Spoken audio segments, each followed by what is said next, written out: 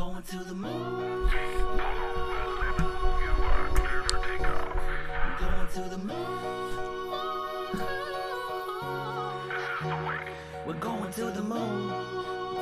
Screw candy, cause we're holding on for dear life, getting them tendies so soon.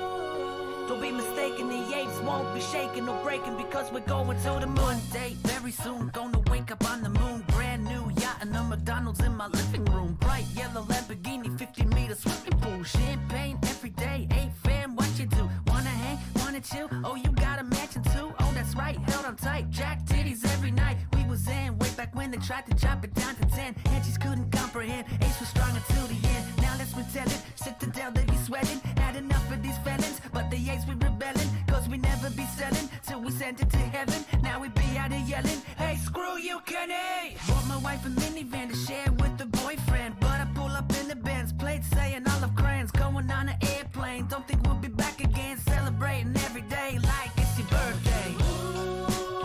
Screw Kenny, cause we're holding on for dear life, getting them tendies so soon. Don't be mistaken, the apes won't be shaking or breaking because we're going to the moon. Screw Kenny, cause we're holding on for dear life, getting them tendies so soon. Don't be mistaken, the apes won't be shaking or breaking because we're going to the moon.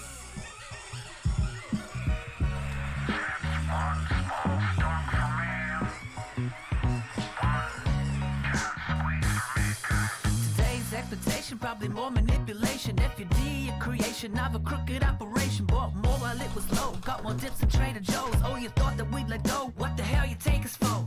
Holla if you spend your last dollar on bananas while living in squalor. We don't claim to be scholars, we the smooth brain dummies, and we never stood taller. Yeah, we do this for love and we do this for honor. A follower 11 ain't got nothing on us. We the planet of the apes and in MOS we trust. MOASS, oh hell yes. Gonna send it into space, go fire up the jets. Done my DD, call me Elton John, Rocket Man. This is the way, gonna be gorillionaires. Ground control to Major Tom, we about to have liftoff. Call us Neil Armstrong, gonna keep holding on. Screw Kenny, cause we're holding on for dear life, getting them tendies so soon. Don't be mistaken, the apes won't be shaking or breaking because we're going to the moon. Screw Kenny, cause we're holding on for dear life, getting them tendies so soon. Don't be mistaken, the apes won't be shaking or breaking because we're going to the moon. We're going to the moon. We're going to the moon. We're going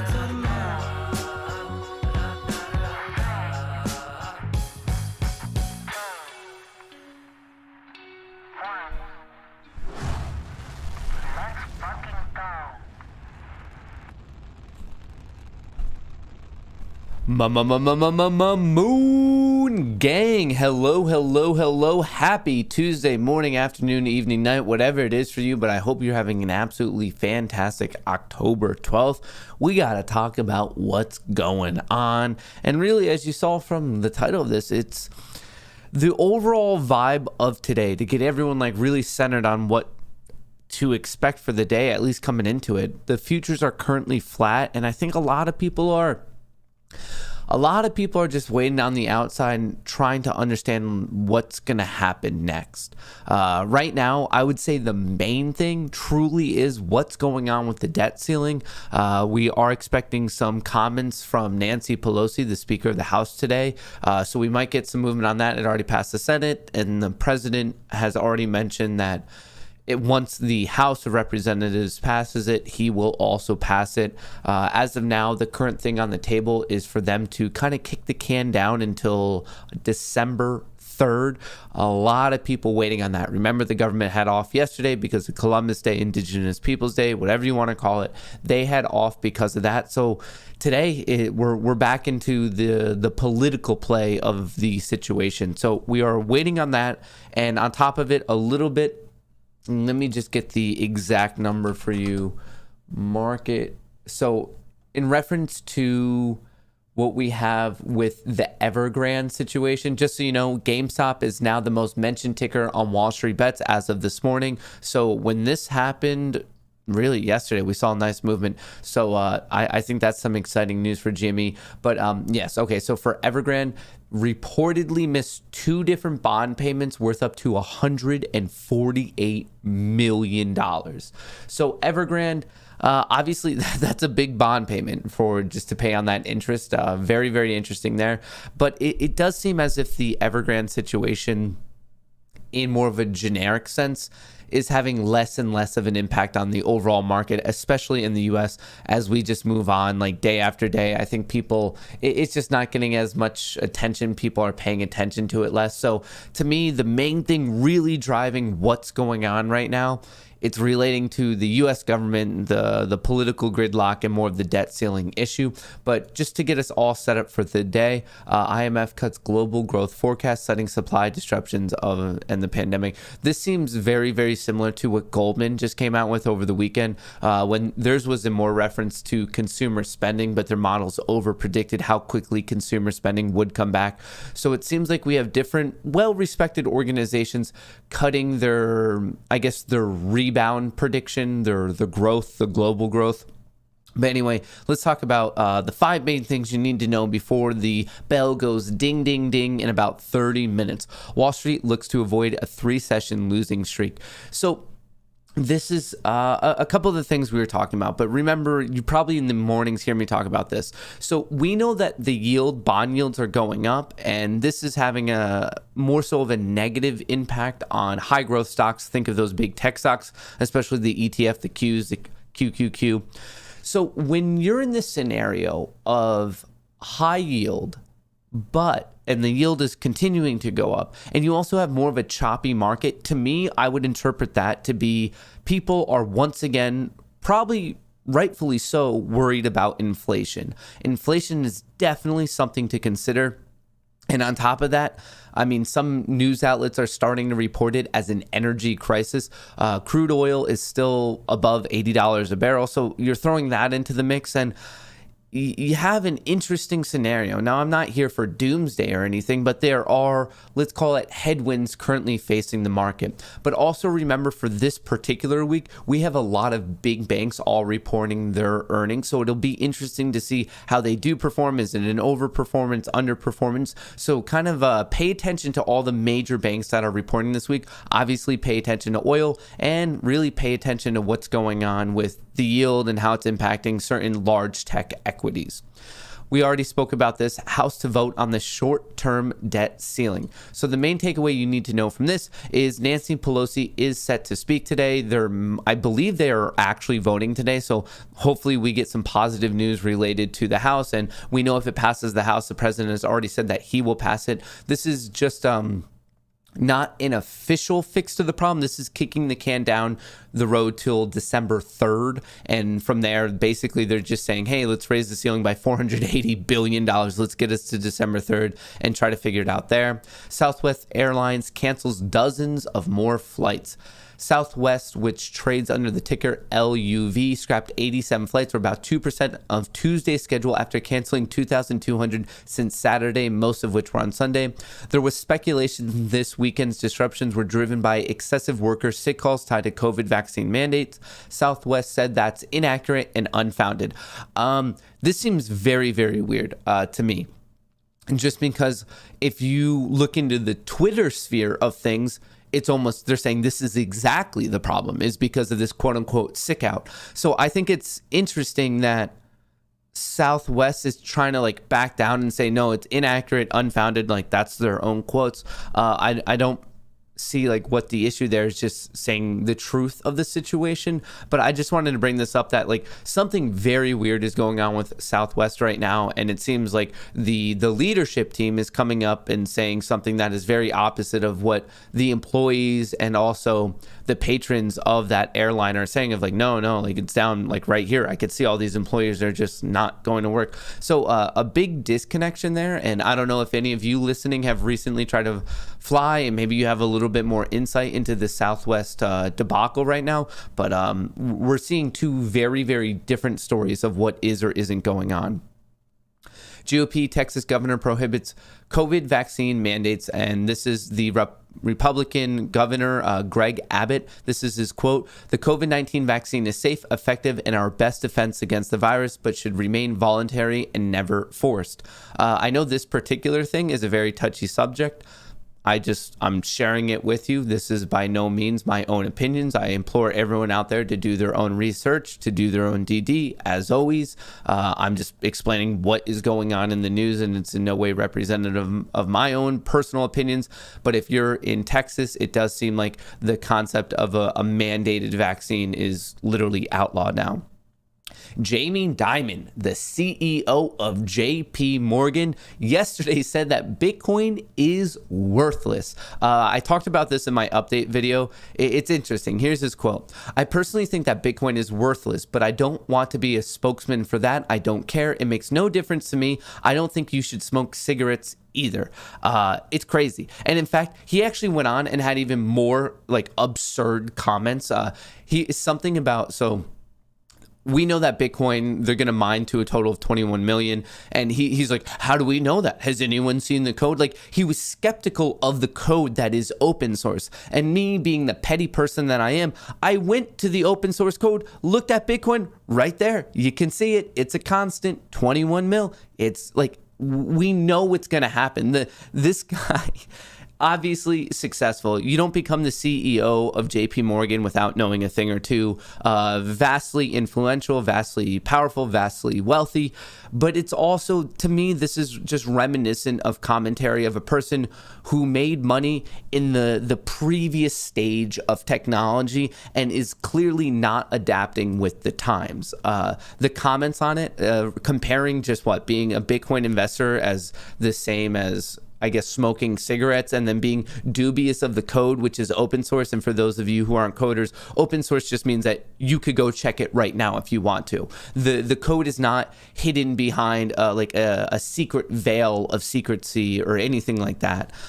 It's out there. You can see it. You can double check it. Thousands, hundreds of thousands, if not millions of people have looked at the Bitcoin code. It's all out there. It blows my mind. And how has his research team not just looked into this and be like, whoa, what did you just say? Like, we know, like, some of these comments, it's absurd. This is a person in a very powerful position, and to just say things like that of like, well, has anyone looked into the code? That is, I think that's a dangerous way to yield your power. Obviously, he's not a fan of crypto for whatever reason, but the reason I'm not just here to say, hang on, this is like an old guy who has missed the change in technology. There's a very legitimate, like, economic argument that it functions as digital gold. And this kind of ties back to the first thing we were talking about with inflation, of one great way to battle inflation, to retain the value of your money, is to not be in USD, it's to go to gold. And right now, this is the first time with the explosion in technology that we don't have like physical gold. We also have digital gold, i.e. Bitcoin. To me, I'm in Bitcoin. I'm a Bitcoin bull. I'm in it. I don't hide that from anyone. But I just find it weird that people with such power and such a position could come out and say such a ludicrous statement. I don't get it. And so if you are out there and you're like, okay, no, I see this argument of, I see gas prices going up. I see all prices going up. I was just seeing coffees going up. Like literally all of your just most common goods. Like there's all these metrics that you could look at. They're going up, up, up. To me, this argument that the Federal Reserve is trying to place on the U.S. public that this inflation is transitory, I personally don't buy it. So for me, if I don't think that inflation is transitory and I think it's here and it could be a problem, if you want to retain the value of your USD, well, if the dollar is going to get hit, you got to park some of your money somewhere else, just so you're not completely eaten alive by inflation. So for me, yeah, I mean, some of my retirement portfolio, my long-term retirement portfolio, some of it is in gold, but more of my personal money in terms of long-term stuff is in Bitcoin relative to my gold, just because it's digital gold. It's a property you can own. It has scarcity and it has value. It has clear value, and it's obviously not the same as smoking cigarettes. Speaking a little bit about crypto is now taking a breather. Ethereum dipping a little bit, Solana dipping a little bit, SHIB dipping a little bit. We have Hex dipping a little bit. We have Doge dipping a little bit. In fact, the only one that's really holding right now is Bitcoin itself. It's holding out at 57,000. My resistance level that I'm paying attention to is 59,500. So I think it has another 2.5 grand in it. But other cryptos currently taking a breather, but that's okay. I mean, all of them ripped. This is just a nice classical technical breather. Like, there's no need to panic. It's the same thing that we always talk about: calm, cool, collected. For me, crypto is a long-term investment. I don't actively trade it really ever. I've never actively traded crypto. I just buy it on weakness and sit back with a smile on my face during the rips. Another thing I do want to say about crypto though is trending this morning is, I think SHIB is trending once again. Yeah, right here. Altcoins and Shiba Inu. So right now, when you have an asset class and a specific one that is being driven by a social media presence, like a very strong social media community, when you start to see it trend again, that becomes very, very interesting. So with it trending right now, I'm a little bit confused about the weakness, but this just might be a momentary thing. It's hanging out right below 0.00003. I think above that, it makes it very real case for 36. So I'm just watching this 30 line. I just wish it would trade at like a normal cent level or dollar level, so it was easier to call out.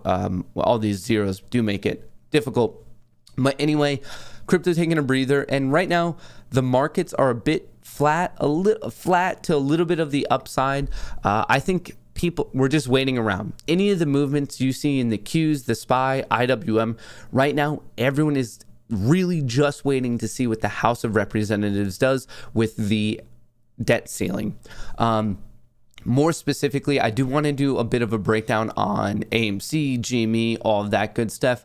But just for the other ones that I know people are kind of interested in right now, we've been talking about any. Over the past couple of days, I was saying, hey, look for a breakout and a close above 760, and that's exactly what we got. It is gapping down a little bit today, but this is strength. It shot up, it came down, it based. We're now ripping back higher. The volume yesterday was beautiful. The average 10-day volume has been 25.6 million. The volume now, or yesterday, was 72 million. So we basically 3x the volume on a technical breakout. You don't get much more bullish than that. In terms of the numbers, the utilization is 100%. The shares on loan is 12.67 million. Do not look at this short interest. Right here, we know that 12.67 million, they're estimating that only 3.86 million is short, about a third of it. I don't really buy that. If anything, I think you could probably triple this up. I would say the short interest is probably around 20% as like a conservative estimate on ANY. Part of the reason why this stock is doing so well, it's a miner. So if you see Bitcoin and Ethereum doing well, there's a good chance that mining stocks such as Riot, Mara, and now ANY, will also be doing well. So if you're looking at the Ortex data for this on Sphere 3D, just be mindful that this is, in my opinion, a clear underestimation. I don't think that there's only 3.86 million short when there's 12.7 million out on loan. I think it's acceptable to probably at least double this up, at least triple this up, maybe 2.5x, and that's like where you're coming to the point of like a little guesstimation stuff. But ANY doing very, very well from a technical perspective, but also fundamentally just look at Bitcoin, Ethereum doing well. It makes sense that ANY is also doing well. I do want to talk a little bit about SDC. So we almost got this breakout. It could not hold above 660. This is a level I've been calling out. We know we have support at 6. So from a technical perspective, a little bit whippy, but what I want to talk about is right here. They actually just got a new patent, granted US patent titled Mouthpiece for Teeth Whitening. So obviously, I guess the market's like it's up a little bit, but I just want to call that out. I saw that they got a new patent, and I know there's people that are paying attention to who are in SDC, so I just wanted to bring that to your attention. So on that one, of course, we have the other movers throughout the day, and I'm more than happy to talk about them once the market gets really going, and maybe we'll have some time before the market open. ATER, BBIG. I know like there's that well, hang on. There's so many, so we'll hop into them, especially if one of them is particularly particularly moving. It just so happens that ANY, SDC, I saw some interesting movement. But let's quickly talk about the technicals of the overall market and then hop into AMC and GME more specifically. So, weird day in the S&P 500. Remember, the S&P 500 is an ETF, an exchange-traded fund tracked by SPY. There are other ETFs that track this particular indice, but it's 500 of the biggest companies in the US. That's why it's a nice barometer for the overall market. So yesterday, it closed out at 434.69. The first half of the day was very, very strong. Second half of the day, it just gave back all the gains and it ended up filling the gap. I mean, when we're talking about the overall market and these major indexes that we like to pay attention to, gap fills are very, very nice plays. And yesterday, that's exactly what we got. We got this beautiful gap play. It was relatively easy. I'm hoping this now acts as support and we bounce off of it. We still technically have a small gap from September 27th at 441.90. Here's my game plan.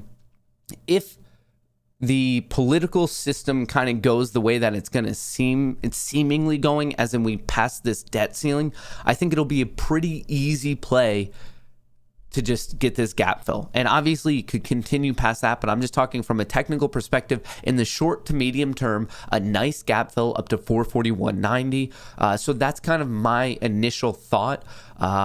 I'm not necessarily calling for it today unless maybe they pass the whole debt ceiling debacle. Maybe we get over that today. We surmount it. I don't know if that will or won't happen.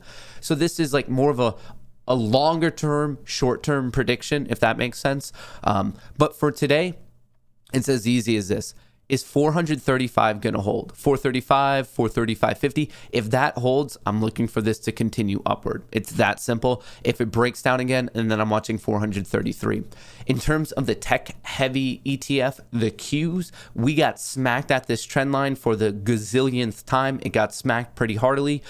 So I'm looking for the breakout of the trend line, or if it doesn't, if it stays below about 360, yeah, I mean, I guess at that point, I'm watching maybe around the lower, below 355 then. So closely watching this trend line in the tech-heavy Qs.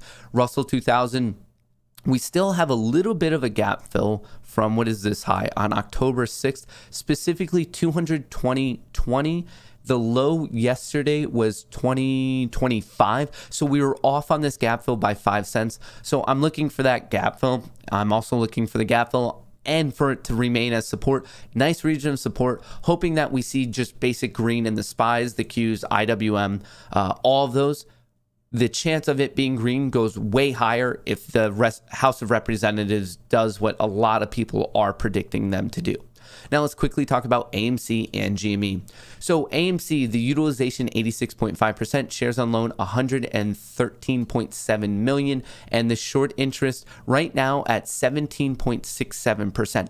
The reason for this, a lot of people are gonna when I didn't tweet it out, I wanted to talk about this because I think if I just threw the numbers out there, there'd be confusion about what's going on. So let me zoom in. Does this mean that shorts covered?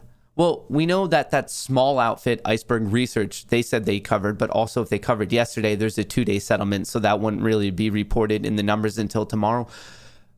The short interest of AMC did not actually drop from 20.5% to 17.6%. It did not drop that many percentage points.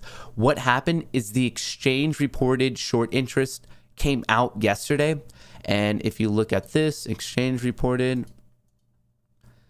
you can see that they were overestimating. As in Ortex on October 1st, they were estimating September 30th. Ortex was estimating 105 million shares short against AMC, but it was reported that it was 91 million. I get a lot of people, like just weird, like I guess troll comments on Twitter of people saying this is self-reported.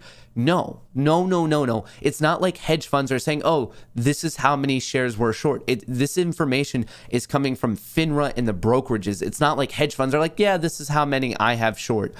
So when you see people talking about self-reported short interest, when you're referring to the self, make sure, like, I don't think many people know who they're referring to because they're making it sound as if the hedge funds or market makers are doing it. But no, it's the brokerages through FINRA overlooking on the exchanges.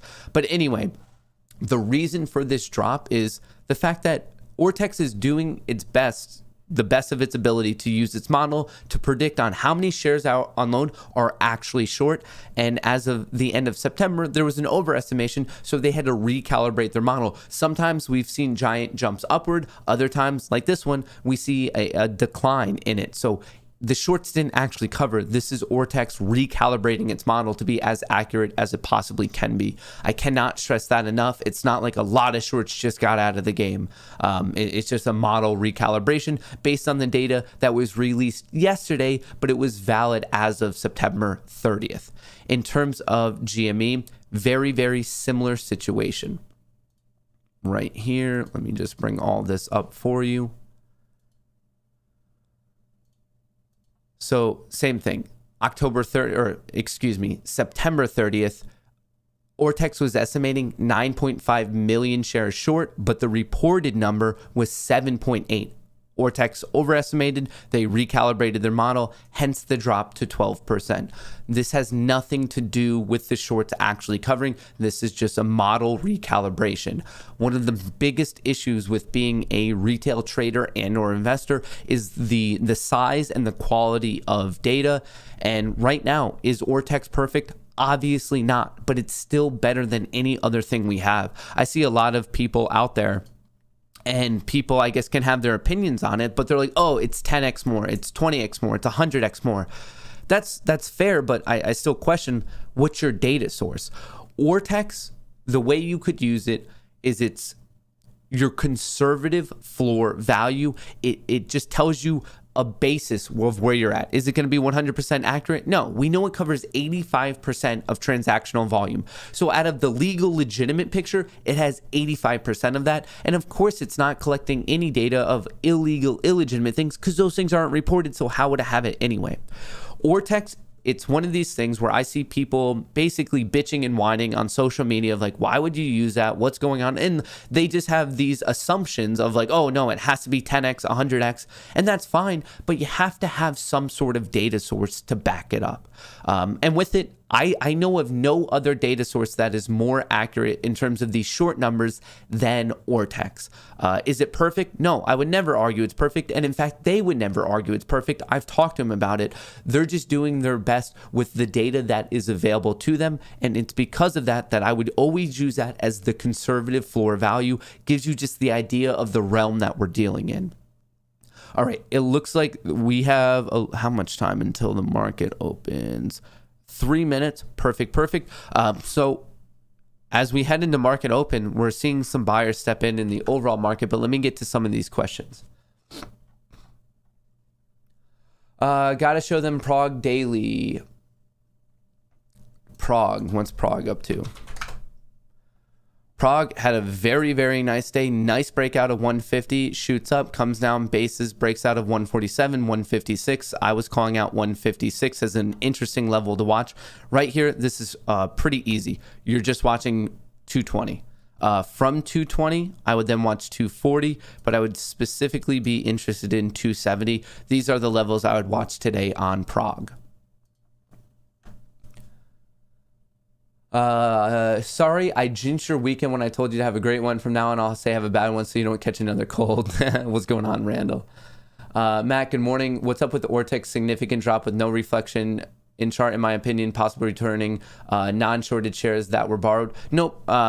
So obviously you sent this a little bit. It's just the model recalibration. Nothing to do with shorts covering, return shares, or anything like that. It's just the proportionate amount of how many shares are actually short. It's the percentage of that of the shares on loan. That's the game. It's how accurate of a percentage of the shares on loan can we truly get. And in the most recent cycle, remember we're working in these 2-week cycles, Ortex overestimated it. Smashed the like, then I smashed into a guardrail. Tommy's touch. I hope everything's okay. I hope you didn't get into a little fender bender. Can you look into the Gasparino Lauer fight on Twitter? Yeah, so I definitely want to look into that. It's super funny. I was reading that this morning. After the bell opens around, I don't know, around like 9:45, 10 a.m., we'll look into the Gasparino Dave Lauer fight. Hilarious stuff. Speaking of smoking cigarettes, last month my cigarettes cost me $5.60 pack. Today, $7.35 pack. Guess it's time to quit. In terms of like cigarettes, gasoline, coffee, like just basic things, we're seeing prices go up and up and up. Please take a look at T. Hasn't been under 26 since 2015. Dividend earnings historically 80% good. Think I bottom ticked it. End of calls. All right, T. We'll check that one out. I'll write that one down. Shout out Frank.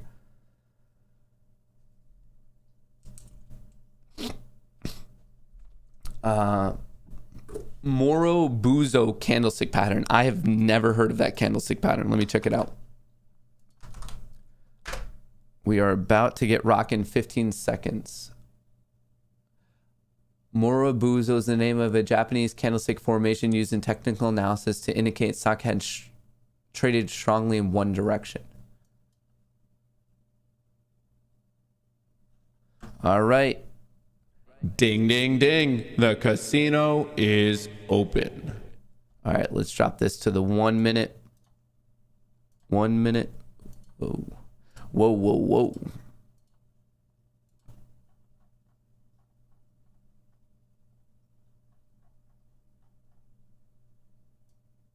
All right, as this opens, Morobuzo, the name of a Japanese candlestick formation used in TA to indicate a stock has traded strongly in one direction throughout the session and closed at its higher low. The Morobuzo candle is represented only by a body, has no wicks or shadows extending from the top or bottom away. Yeah, so it's just like one giant bar, basically. I didn't know that specifically had a name. So it's just indicative of it opens, and from the open, it just trades up all day and closes very close to its high, or the exact opposite. It opens up and sells all day and closes very close to its low. Is the Japanese word for dominance. They are extremely powerful candles. They have a long body with small or no shadow. When a green one is formed, it means the stock opened. All right, we did that. Can be trend reversal or trend continuation. High volume is more powerful. Okay. Yeah, I mean, I haven't heard of that name, but we've seen those candles before. And I would say that Prague is pretty close to one. It would have been a picture perfect one without the little wick on the bottom or the little wick on the top, but very, very close to it. That's being nitpicky. That's just, it's representative of a whole heck of a lot of strength. A lot of strength. Can we do the latest Ortex on Prague? Yes. Prague, PROG, short interest of 54%, utilization 99.5%, and shares on loan 28.24 million. I very much want to keep up the Russell 2000 right here, so I'll put Prague over in the bottom right, just for the people who are paying attention to that. ANY, man, ANY is also having a nice day. All right, maybe I should put ANY over here, just for open. But I do, this is when the hard part. If I were to just sit here and trade myself, I'd probably have so many different screens and charts up. But with streaming, you have to consider, okay, like how does it look like? It can't be too small. But I would love to also be able to track what's going on in the overall market. I guess I'll pull that up over here. And if anything wild really starts to happen, I'll let you know.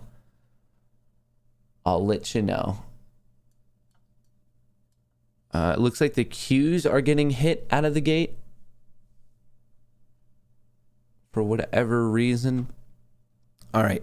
AMC making a nice base at 37 on the 1 minute. We saw thus far, we're only about 3 to 4 minutes into the day. Just watch for this 1 minute MACD to cross back over. With GameStop, very, very interesting on GameStop, that high correlation between strong first half days and its amount of mentions on Wall Street bets. As of today, as of this morning, as of about, I don't know, half hour ago, 45 minutes ago, GameStop was the number one mentioned ticker equity on the Wall Street Bets subreddit. And right now, GME, it's up 1.8% and it's looking strong. It's holding above 181. My recommendation right now is like, or at least what I'm personally watching, I want to see how it reacts to 188, 190, see what the supply and demand paradigm looks at those levels.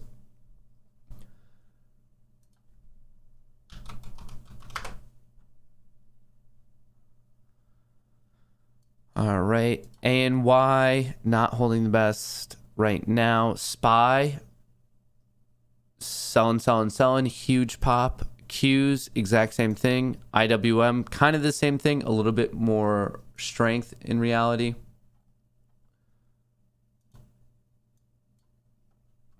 All right, the Qs, what do we have going on in the tech sector right now?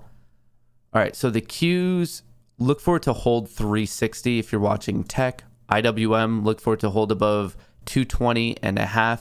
And for the SPY, you're looking for it to hold above 435.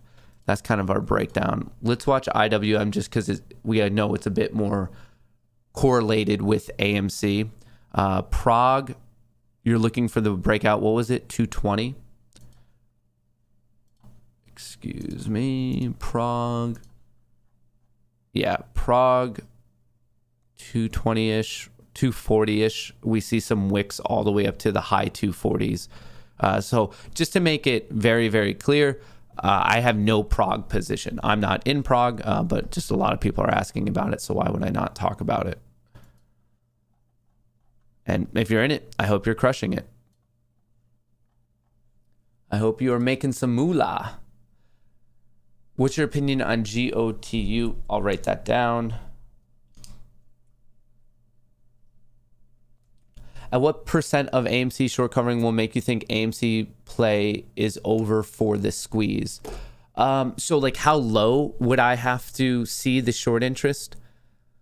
For sure, single digits, like undoubtedly single digits. Like if it's double digits, I still think it's a live play. With it, to get the exact single digit number though, I almost want to do a bit more research to understand where short squeezes really like play off. So maybe I'll do some historical research on that. But just for example, off the top of my head, we saw Tesla in like this perpetual gamma squeeze in 2020. And at the time that it was doing that, it had a short interest around like 6-ish%.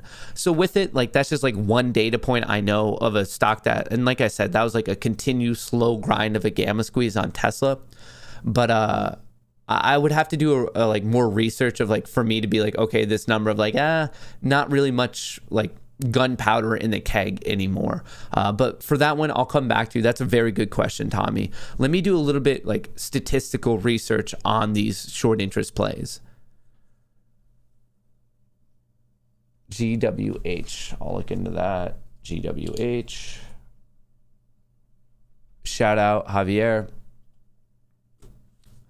All right, what questions do we have in the Discord? Hey, Matt, just sign up with your Voyager code. It's set up to 12 weeks to verify to open a new account. Is that normal? For me, I was verified within like 20 minutes. So I don't know. It depends on where you are. It does seem like different geographical locations, different states have different problems. I'm in Pennsylvania, and from the point I heard about Voyager until my first buy on it was Doge. This was back in April, May, when Doge was going haywire. It took me about like 20 to 30 minutes.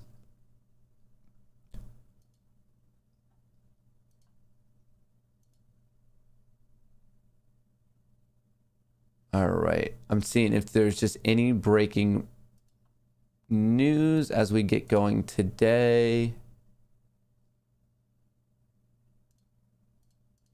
Nothing thus far. We're seeing IWM come back with a little bit of strength. Same with AMC. This makes a lot of sense. Prague is at 225. Watch that. It's at a nice level right now. The previous wicks we saw were in the mid 240s. Pay attention to that. How is the SPY looking? SPY's coming back. Q's lagging a little bit behind. I'm seeing more aggression in the small cap sector, and also the small caps over here, IWM, and the overall market. This, we know that the high yields right now are, they're kind of dragging the tech sector down. And the reasoning for that is when you have such high yields, that makes high growth stocks, which is a lot of these tech stocks, a less attractive investment, really. So you're going to see an outflow from high growth when you have yields that are so incredibly high. Hey, Matt, any thoughts on averaging down on ATR bag holding in the mid-teens? Thanks. With it, ATER. Hey, I mean, ATER, we have this bull flag. Remember, a bull flag is when it trades up and then it comes down in a channel with, ideally, you could have like these two perfect parallel lines. It's breaking out of it, but for me to be like re-interested in ATER, I would want to close above like the 9.10, 9.15 area. And it looks like it's pushing for that for sure. That's what I would be paying attention to. With me, I'm the type of, okay, I split up all these trades differently in my mind. Like for something like DraftKings, I invested in it. I bought it on weakness and I'm just going to sit there because I believe in the long-term potential of the company, truly. But something like ATER, this is nothing I would invest in. This is nothing I'm going to diamond in. This is something I would more so actively trade. Not necessarily day trade. I'm not the biggest day trader, but I like multi-day swing trades. That's kind of my like bread and butter. But anyway, with ATER, with it, I mean, bearish. I was watching this 1125 breakdown. I was like, okay, this is like, at that point in time, I was like, okay, this is weakness and you got to wait for buyers to truly step in. That was around the end of September. That was your opportunity to get out if you were still long. And now it was down. If you wanted to, you could have shorted it. And now we're creating a base. And the way I would look at ATER, remember, I have no ATER position. What I would do is I would look at the risk reward of whatever this recent low is of 766. Are you okay with risking $1? The answer to that is different from person to person. ATER, the risk is right now $1, and the reward is better if it gets above 915. And from there, you can test 1125. The risk reward is there for sure. And ATER, we know it has a high short interest. We know it has a high utilization. We know it has a high cost to borrow.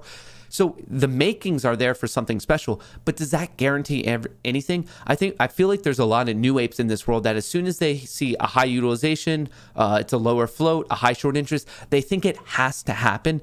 No, nothing has to happen ever in the stock market. It's all a game of balancing your risk to your reward. Are you okay with the current risk and the current reward paradigm? Well, if so, maybe it's your trade. ATER, all I can tell you is what I would personally risk on this play. I would risk $1 to the October 8th low. That would be my risk. And from there, the reward, I just play it from level to level. Is it going to break out at 915? I don't know. I have to watch how it reacts to 915. If it breaks out of 915, I'm then watching 1040. After 1040, I'm watching 1125. Does it have potential? Yes. But just because something has potential doesn't mean it's going to play out the way you want it to.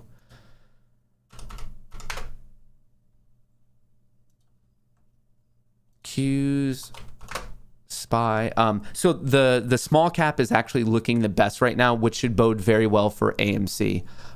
Small cap Russell 2000 is looking strong right now.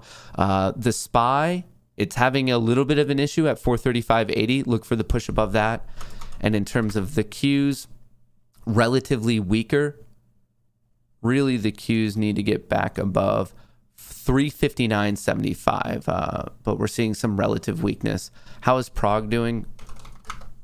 Prague pushing. It's coming up to these interesting levels. What is this? Basically 246 has been a wick that we've seen in extended hours trading on Prague. One on October 1st, another one yesterday.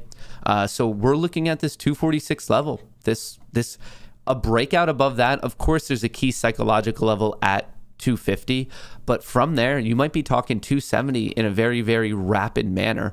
It's specifically 271, which was the high from July 26th. How's SDC? SDC not holding the 660 level, but a little bit of green inside day, so SDC has no real direction right now.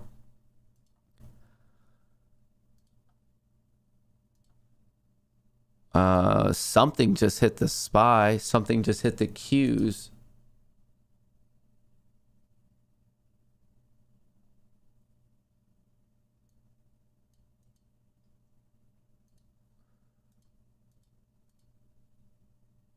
What's going on with the Qs and the SPY? Did something just happen? Like we just saw two of the major indexes take a hit.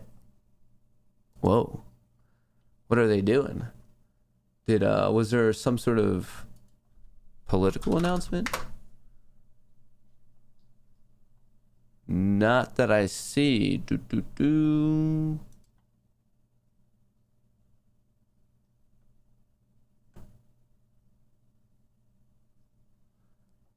No, they're selling. Something's selling, and I don't know if it's quite news driven.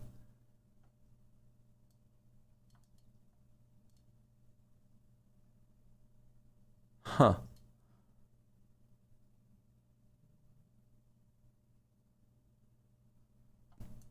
AMC, though, not reacting in the same way. It seems like the small caps are holding on a little bit better here. The Russell is at 221, so let's just see if it can hold that. AMC hanging out at 37. It seems to be, relative to the SPY and the Qs, not as impacted.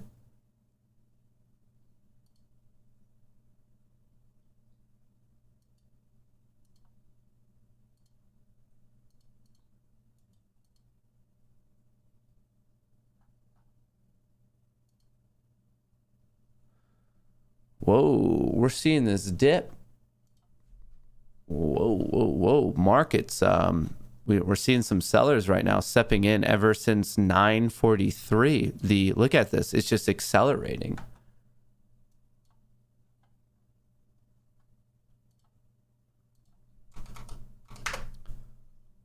Very much so. All right, so on the SPY, let's talk about it. Calm, cool, collected. Let's look at the levels where it can actively save itself. You don't want to panic and be like, oh, everything's just selling. You have to have some sort of plan. So on the SPY, it looks like we have a level at 433, so about 70 more cents. We have this nice level of support. Let's see if the SPY can bounce off of that. The Qs, I think we're going to have to go into a little bit more of a detailed time frame. A little bit of support, I would argue, at 355. That wouldn't help us out the most, though, because that's about $3 south of where we are. IWM, it's actually holding on the best, so that's good for the AMCers out there.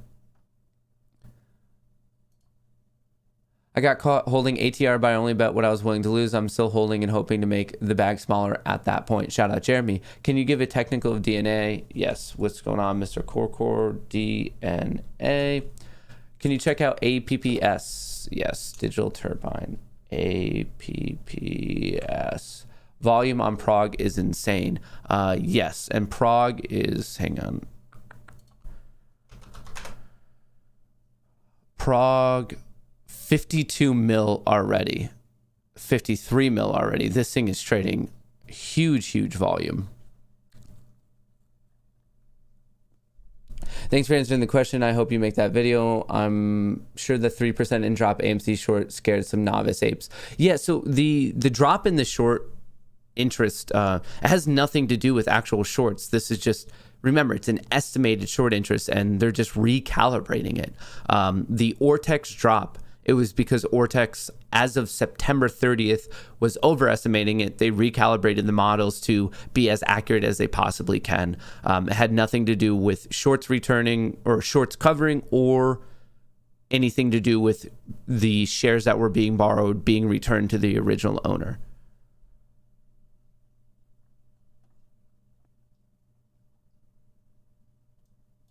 All right, so my best guess right now of the overall market is, well, first of all, we've seen this kind of thing where they drop it and it ends up just becoming a V-shaped recovery. We've seen that actually quite a few times.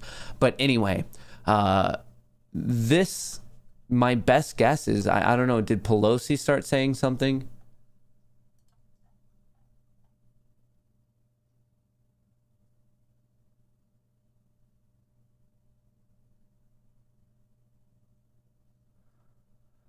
All right, we're just slowly tracking this. The Russell, like I said, IWM holding up the best, which is good for AMC. It seems like the Qs are being hit the worst, and then the SPYs somewhere in the middle, obviously to the downside. The Qs are down 0.14%, the SPYs down 0.19%, and IWM, the Russell's actually still green.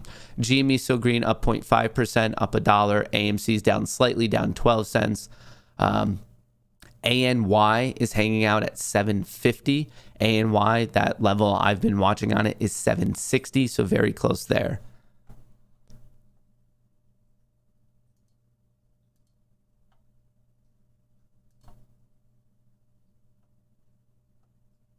All right, and we are seeing some buyers right now, slowly but surely stepping in. Let's see. Let's see what this recovery is going to be like. And as we're waiting to see this recovery play out, you see some green in AMC, you see some green in GME. All right, so some buyers are stepping back in, and I like that. We're definitely looking for AMC and IWM are going to be related also a little bit with the SPY. Qs, more tech, so not going to be that related to AMC, GME. A little bit just different beast. But in the meantime, it is very, very fun to see what is going on with this fight.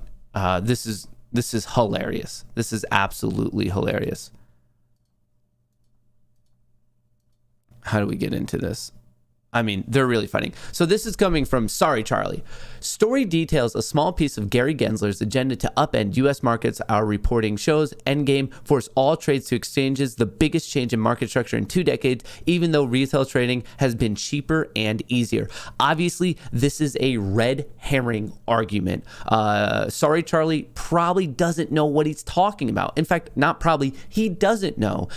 He's trying to politicize good, healthy markets, and unfortunately the way he's politicizing it, he's acting as if us getting trades onto a lit exchange is somehow bad for everyone involved and it's going to be damaging to the market. Time and time again, whenever this guy opens his mouth, he just proves that he doesn't know anything, and he's just a puppet. He's a puppet for someone. He says the lines that he's told to say, and I truly don't understand. I don't think he knows market structure. He's literally campaigning for payment for order flow, which is something that was created by Bernie Madoff. And then, of course, it gets into a situation where he is now stepping into an arena, like P-Brain Charlie is stepping into an arena with a true guy he's an intellectual titan, has true expertise, Mr. Dave Lauer. And I was actually fortunate enough yesterday to do a podcast with him at IEX, which is an exchange like similar to the New York Stock Exchange and the NASDAQ. IEX is another one. And in fact, IEX was created in a way to battle high-frequency traders. That's why that exchange was created. But anyway, Dave steps in. This is the story all the current internalizer apologists want you to believe. Retail has never had it better. They neglect to mention the cost that has been imposed on pension plans, mutual funds, or that they measure is flawed because of artificially wider spreads. This is exactly what I talk about when what he's referring to here is when I go on my rants about the NBBO, the National Best Bid and Offer, based on the fact that so much of retail trading is segmented off of lit exchanges. That is widening the spread, and then these market makers who are the ones segmenting retail off of it, they're the ones saying, hang on, based on how it is, we're doing good. But like, they're the ones who made the measurement stick a very, very bad deal.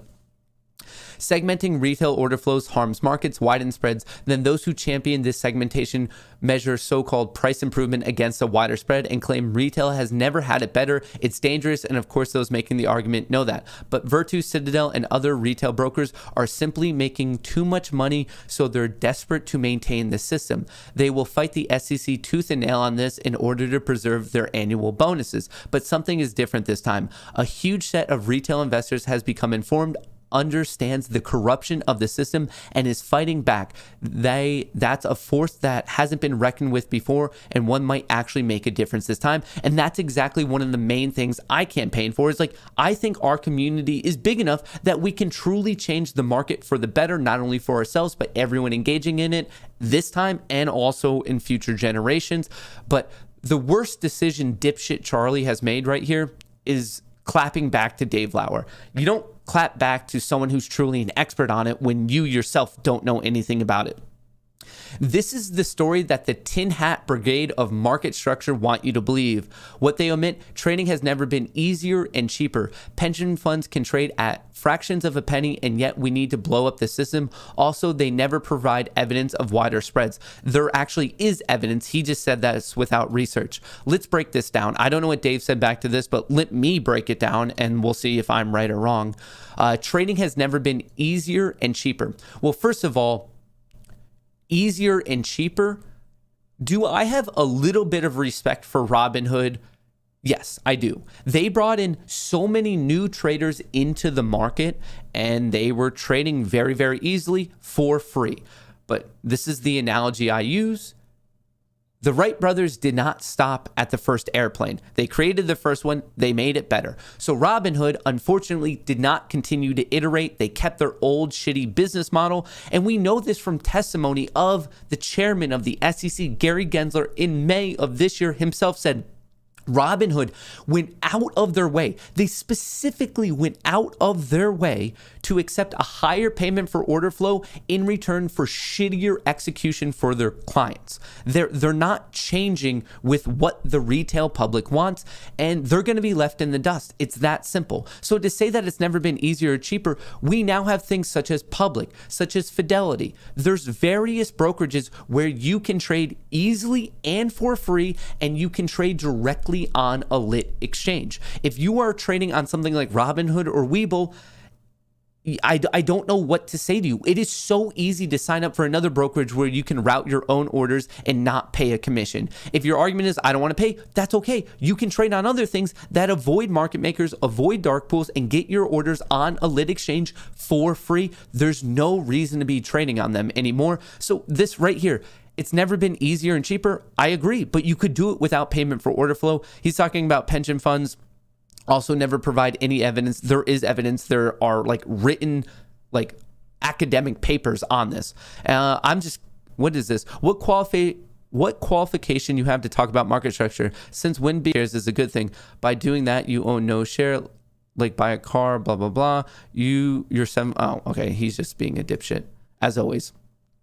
Dave, right here, swinging back. This is what ignorant clickbaiters tell you because they have no interest in reading research. Pension size and market impact measures have not improved. Plenty of research, but Charlie wants me to do the work for him. Yeah, I mean, this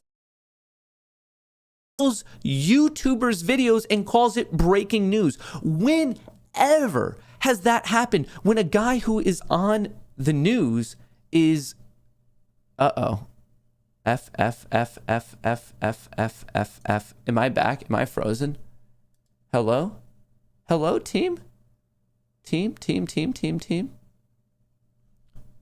Hello? Am I frozen? Hello? Team? Can you hear me? Oh, brother. Oh, brother, oh, brother, oh, brother. What is going on? Have they finally gotten to Matt? Have they finally taken out the duck boy? Oh, brother, oh, brother, oh, brother, oh, brother, oh, brother. Free Matt. Hashtag free Matt. Where are we at? Where are we at? All right, where are we? Am I back? Am I back? I think you just need to reload. I don't know what's going on. I'm coming in. I'm coming out. Click here to reload. I think I'm back. Hello? Hello, YouTubes? Hello, interwebs? I think I'm back. I'm just going to go with it. If not, I'm just going to be talking to myself anyway. This is what ignorant clickbaiters tell you because they have no interest in reading the research. Pension plans struggle to move size and market impact measures have not improved. Plenty of research, but Charlie wants me to do his work for him. I've read plenty of research on market structure, but let's see this guy provide us with evidence instead of mindless tweets. By the way, I'm open to change my mind.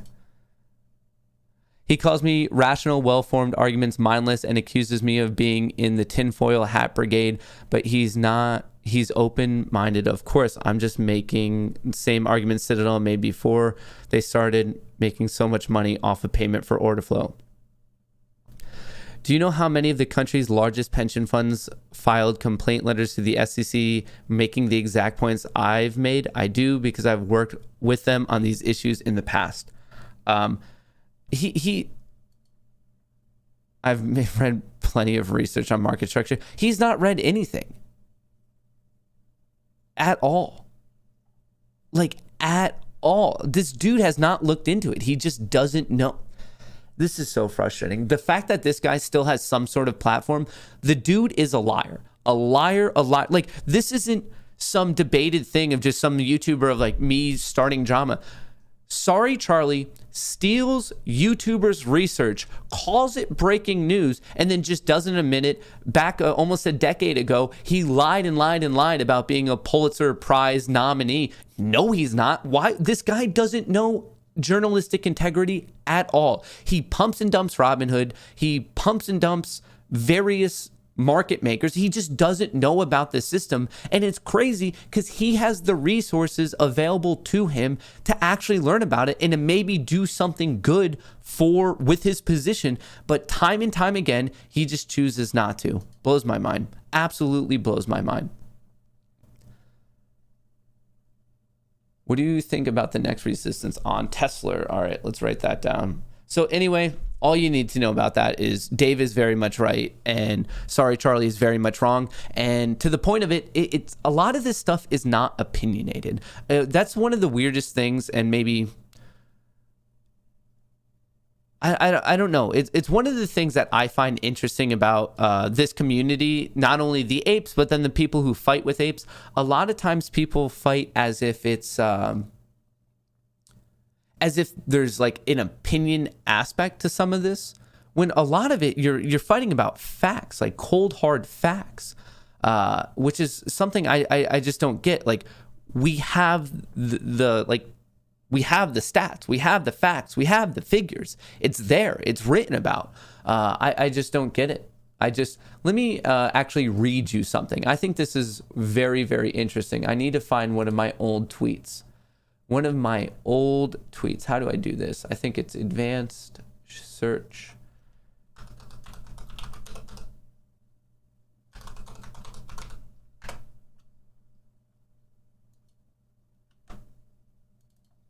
Search.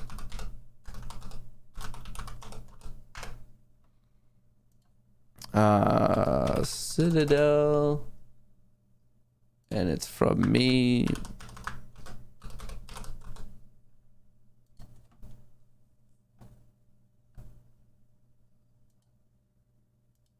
All right, so this is from Citadel. This is from Citadel and their legal team back from 2004, right before they got into payment for order flow themselves. Once again, this is directly from Citadel Investment Group, LLC, right before they became a market maker, basically.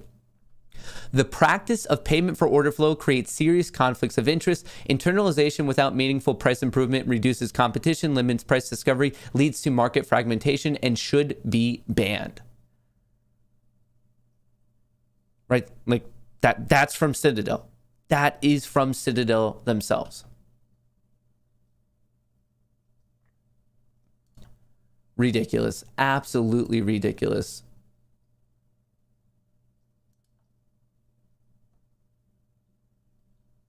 I need to hop in on this fight. I'm feeling a little bit froggy today. I want to hop into this fight with Sorry Charlie Charles. I wonder if he's gonna ban me one of these days. Probably. We should set up a side bet on the over under of how long it takes for Sorry Charlie to ban me.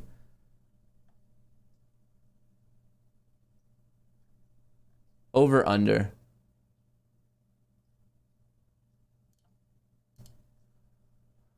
All right, let's get this quote from Citadel in there. Feeling froggy today. Folks, Matt's feeling froggy today.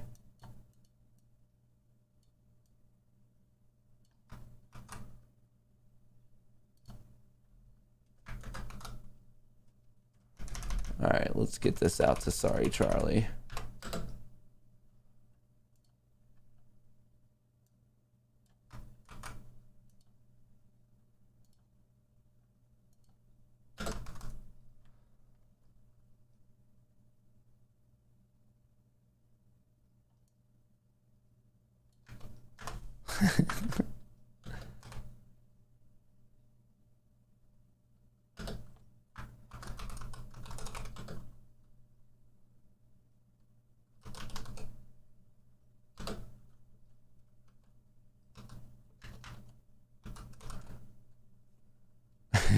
The practice of payment for order flow creates serious conflicts of interest and should be banned. Citadel, the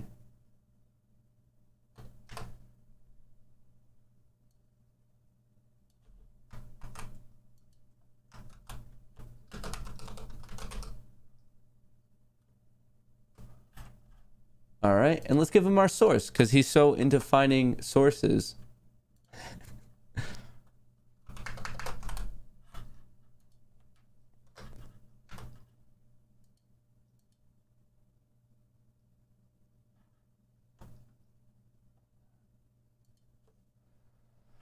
All right. And in the meantime, as we're doing that, AMC showing some strength. So it seems like that dip was a little bit of a fake out there, folks. The old fake out. All right. I'm watching the cues, but seems like the IWM like a little bit just choppy now. A lot of chop. That's what we were saying right before the market opened is we're seeing some market chop. People... It has that vibe of everyone's on the outside just waiting to see what other people are going to do right now in terms of the overall market.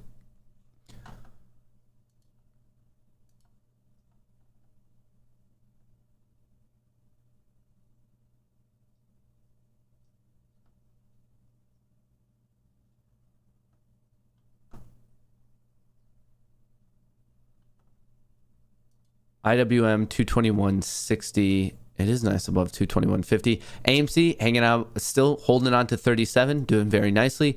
GME, AMC and GME both green on the day right now. GME very, very low volume. I would love for this to go higher. We've only traded a quarter mil. The average 10-day volume is 1.7 million shares. Very, very low volume on GME.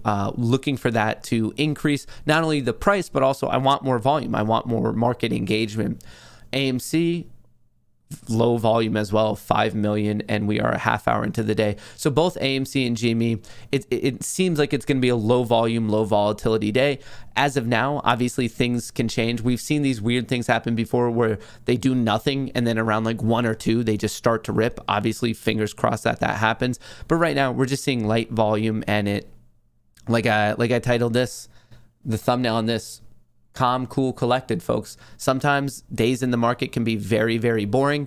And those boring days, that's just the day for you to research and look into other things and not really, like, you don't have to make active trades. Specific to AMC and GME, right now, they're like, look at AMC. Look at this. We're looking nice. AMC in the short term would love to see 38.75. Would love to see that. Would love to see that.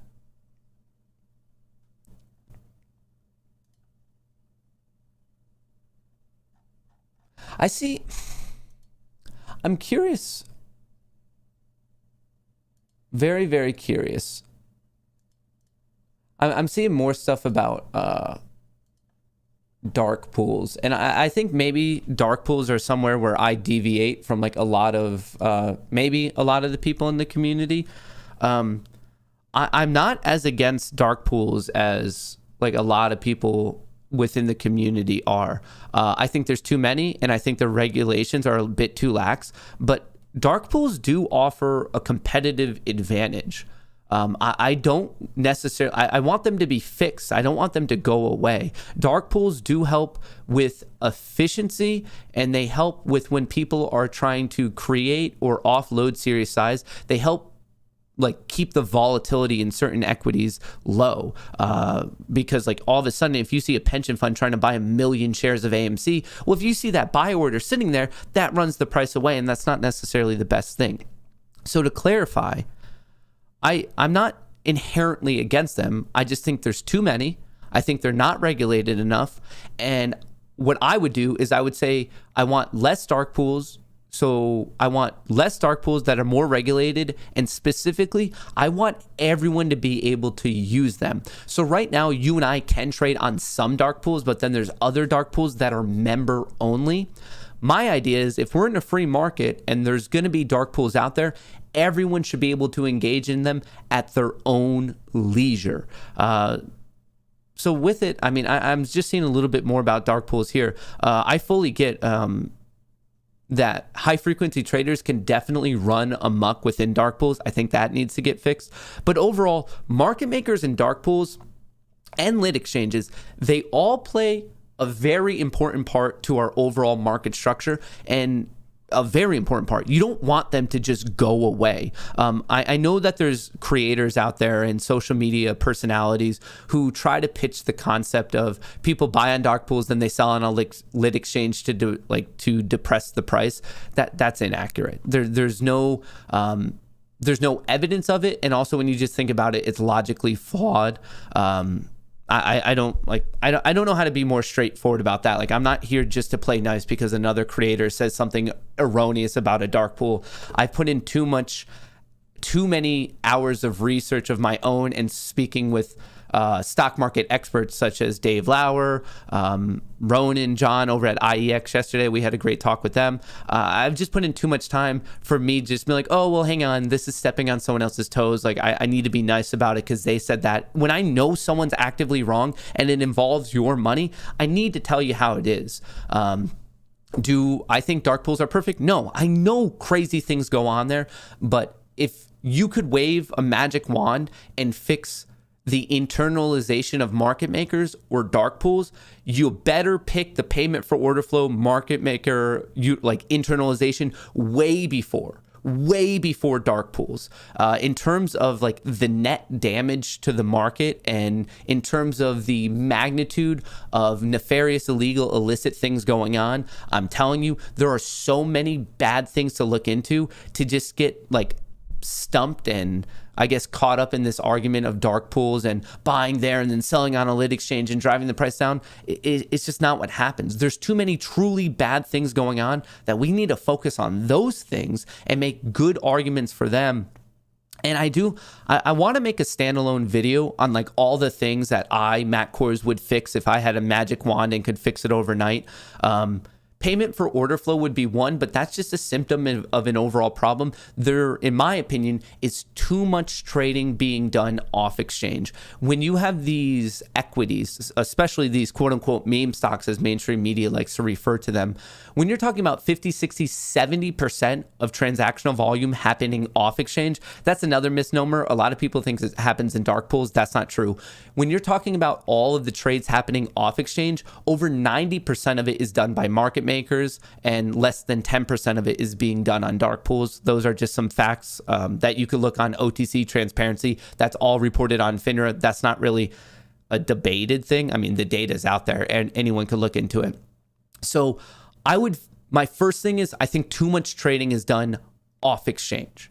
Just way too much. I don't want to get rid of market makers. I just don't think right now we're in a situation where we have just this duopoly. They have too much unfettered power and you don't know how they're going to choose to wield that power. And I think it's better in terms of price discovery and competition for a higher majority to be traded on lit exchanges. So that's numero uno right there. Number two, I know a lot of people talk about dark pools. In reality, I don't want dark pools to go away. They do offer a competitive advantage that helps the efficiency of the market. I just think there's too many. I don't think that they should be member only. I think anyone should be able to use them. And I think that they need to be regulated a bit more because some crazy things do happen in them. From there, the settlement cycle. We have the technology right now to have borderline instantaneous settlement.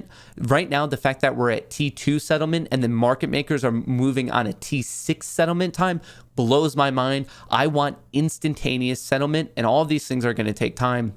From there, another thing I don't get is pattern day trading. Why is it that if you have less than $25,000 in the US, why are you treated differently if you have more than $25,000?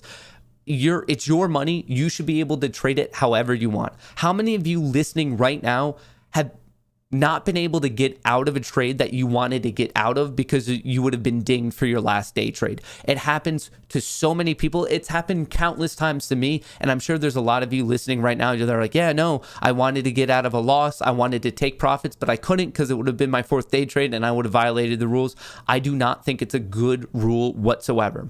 In terms of the 13F filings, the 13F is an official government report that if you're managing over $100 million, you have to report your long positions, your calls, and your puts, but not your shorts. I would fix 13Fs by saying, no, you need to report your shorts. And on top of that, I think that the quarterly cadence it's too slow. I think I wouldn't, that's not the hill I would particularly die on. I guess if they want to increase it maybe to like every month, I'd be fine with that. But like, it's not the particular hill I would really die on. What I would actually care more about is the FTD reports. They're way, way too slow. And not only are they slow, so like when we look at it right now, we are halfway through October. We only have the numbers up until halfway through September. I don't get why. I think some of it has to do with the settlement cycle. It just takes way too long. And on top of it, they are not detailed. They're just like, hey, here's the number of FTDs. But we know that there's a lot of different ways to create an FTD. Yes, naked shorting is one of them, but it's not the only way. So I want the FTD reports to be as quick as possible, as quick as humanly possible. And I want it to be more detailed and tell us how. Tell us where the FTD came from. Tell us what broker created it. Tell us what market maker created it. And tell us what was the nature of the FTD. Was it a naked short? Was it a clerical error? Did they not have the money to fulfill on some sort of call option? Like there are various types of FTDs that I just give us the details on them. I'm trying to think. I think that's pretty much all of it. This isn't necessarily a market structure thing, but I just like find it particularly hilarious that our Federal Reserve and elected government officials can trade whatever they want, whenever they want, and they make a lot of money. To me, if you're a government official, I don't know. I think you should just be basically trading the overall market. The fact that they're loading into particular companies right before that company magically gets a huge contract with the US government and that type of stuff, that's insane. It's basically legalized insider trading. And I found it interesting. So I was under the impression that that was completely legal. And according to Lisa Braganza, it isn't. There's a new law called the Stock Act. The issue is the enforcement of that rule. And she explained in that interview, which if you haven't watched that interview, I would recommend watching it. It's a very good interview. Think about it like this. So technically, our government officials should not be insider trading. And you could look up the law. It's the Stock Act of whatever year. It's in that interview. But think about it this way. The people who would enforce that law, the SEC, where does their money come from? Their money, the people who sign their paychecks, the SEC, are the same people they would be enforcing the law on. The government. The government is the one who decides the budget and elects and blah, blah, blah. The government is obviously intimately tied with the SEC. So it's for them, are they really going to bite the hand that feeds them? So it's more of, you almost need, I don't know. I can't even conceptualize a way that we would have proper enforcement when the people who are doing the enforcing, you're asking them to enforce the people who pay their bills and sign their paycheck.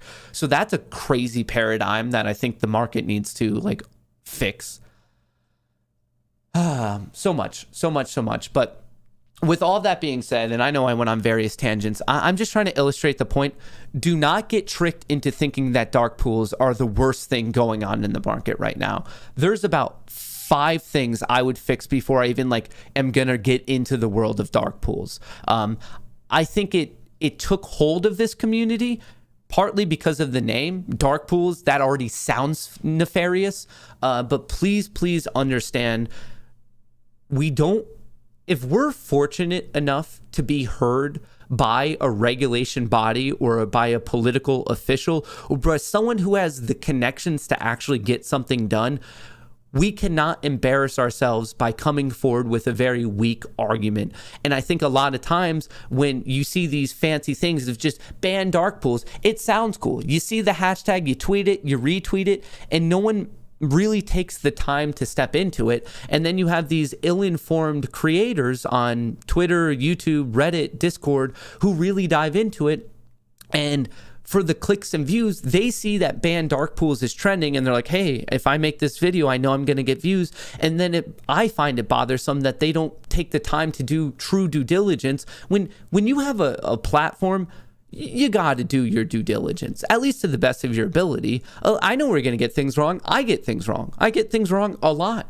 But you got to correct it then. Be like, okay, I misunderstood this. Like, let me go on. Like, we've seen this before. People are very much overstating how bad dark pools are. We saw that with convertible bonds as it relates to AMC. We saw it with odd lots. Like, you have people pushing crazy theories, and I have no issue with theories because you come up with the theory and you test it. Is your hypothesis good or bad? I am never ever going to be against people throwing out a theory and then letting the community debate it back and forth, but it is negative that the community has the mindset, if you put something forward, and then if you're like, hang on, no, I just don't believe it, they're like, well, no, that's against my confirmation bias. You're not an ape. That's the dumbest thing I've ever heard. Trust me, folks, the truth of the situation, reality is on our side. If we can cohesively present our argument in a well-articulated manner, we don't have to come up with like bullshit things. The truth is very, very much on our side. We don't have to just pretend that everything that's put out there is like willy-nilly true. The things that we can definitively show already favor our argument. We just need to move forward with that. We don't need to like bend over backwards to make every confirmation bias argument out there like suit our current platform. We don't. There's enough bad things going on that if we can just point them out and shed a light on them, like, we're going to be doing A-okay.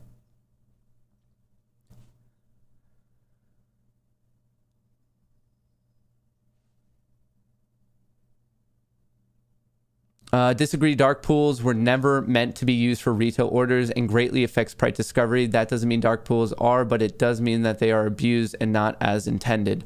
So a couple things there. Well, that's what I'm saying is, first of all, I think if it's there, retail should be able to trade on it. My entire concept is if it's a free market, I don't think that people should be split off into like, oh, you can or can't use that. That's exactly what I'm saying is one of the things I would change. This concept of like a members only dark pool is like, no, if it's going to be there, let everyone use it. If they want to use the competitive advantage of not showing their buy order or not showing their sell order, let them do that. So that's exactly one of the things that I would change is if it's out there, I don't think that there should be like a members only club at all within the market. It does not make sense to me. If it's a free market, everyone should be able to engage in the exact same game, play on the exact same field without like little, I guess, privileges to certain people if they have the right title or the right account size. Blows my mind.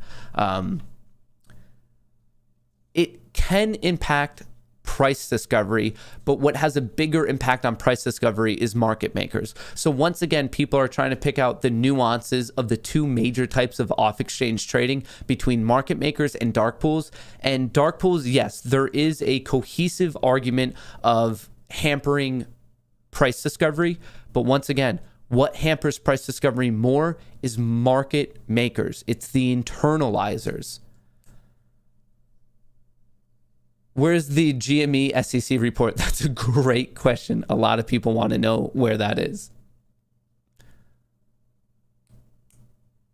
But obviously there is a dark pool abuse, so why keep denying the dark pools are a big issue? Because I don't think they're that big of an issue. I think they're problematic, but I would not classify dark pools as a big issue. And so I think people, and right here, you're wrong on dark pools. Smart orders don't belong on dark pools. That doesn't make sense. They don't execute orders correctly on dark pools. What do you mean don't execute? You can that doesn't make sense. I don't even know what I just read there. You can trade it there if you want. It's just another venue. I think the issue with dark pools is people don't understand what dark pools are. So right here, a lot of people are saying the term or the phrase dark pool abuse. and I question, has anyone actually like articulated specifically what that means? It's one thing just to say it. I get it. That sounds great. Dark pool abuse, like that's a nice soundbite to go on with. But very specifically, what aspect of a dark pool is being abused? I can name ways dark pools have been abused. And I just question, when people are saying this, have they actually like really like dove into the background of dark pools? So for example, one ways that dark pools, and this has been like, I guess, shown in various court cases, and people have been sued and people have lost money and people have won money. One way that dark pools have been abused is the creators of dark pools. There were certain ones who basically said, hang on, this is for institutions, like that's what's going on. And that's how they pitched it to institutions to buy and sell large sizes. And what they did was they ended up selling a backdoor to high frequency traders. So they gave high frequency traders a way into that venue, and they basically did not tell any of their clients that high frequency traders were in there. So that's one way they were abused, of the fact that high frequency traders, they got unfettered access to this dark pool when all the people using the dark pool didn't think that high frequency traders were there, and they were basically just gutting them alive on every single trade. And the high frequency traders were making a lot of money, but then the banks who were running the dark pools were basically saying, no, there's no high frequency traders. That's been a court case. They got abused. They got caught. That's something that should not be happening. Good morning, Matt. We know your expertise on condos, but what are your thoughts on Prague? It was worth holding overnight, not financial advice. Where is Prague at right now? Prague is at 220. I'm looking for that breakout of the high 240s, 245, 247. We could call it the psychological level of 250. Right now, it's having a good day. It's up 3%, but you need that momentum for the technical breakout. You don't want it just to get smacked at 237. And I think, let me just take a quick minute, because I think this is actually worthwhile and also important.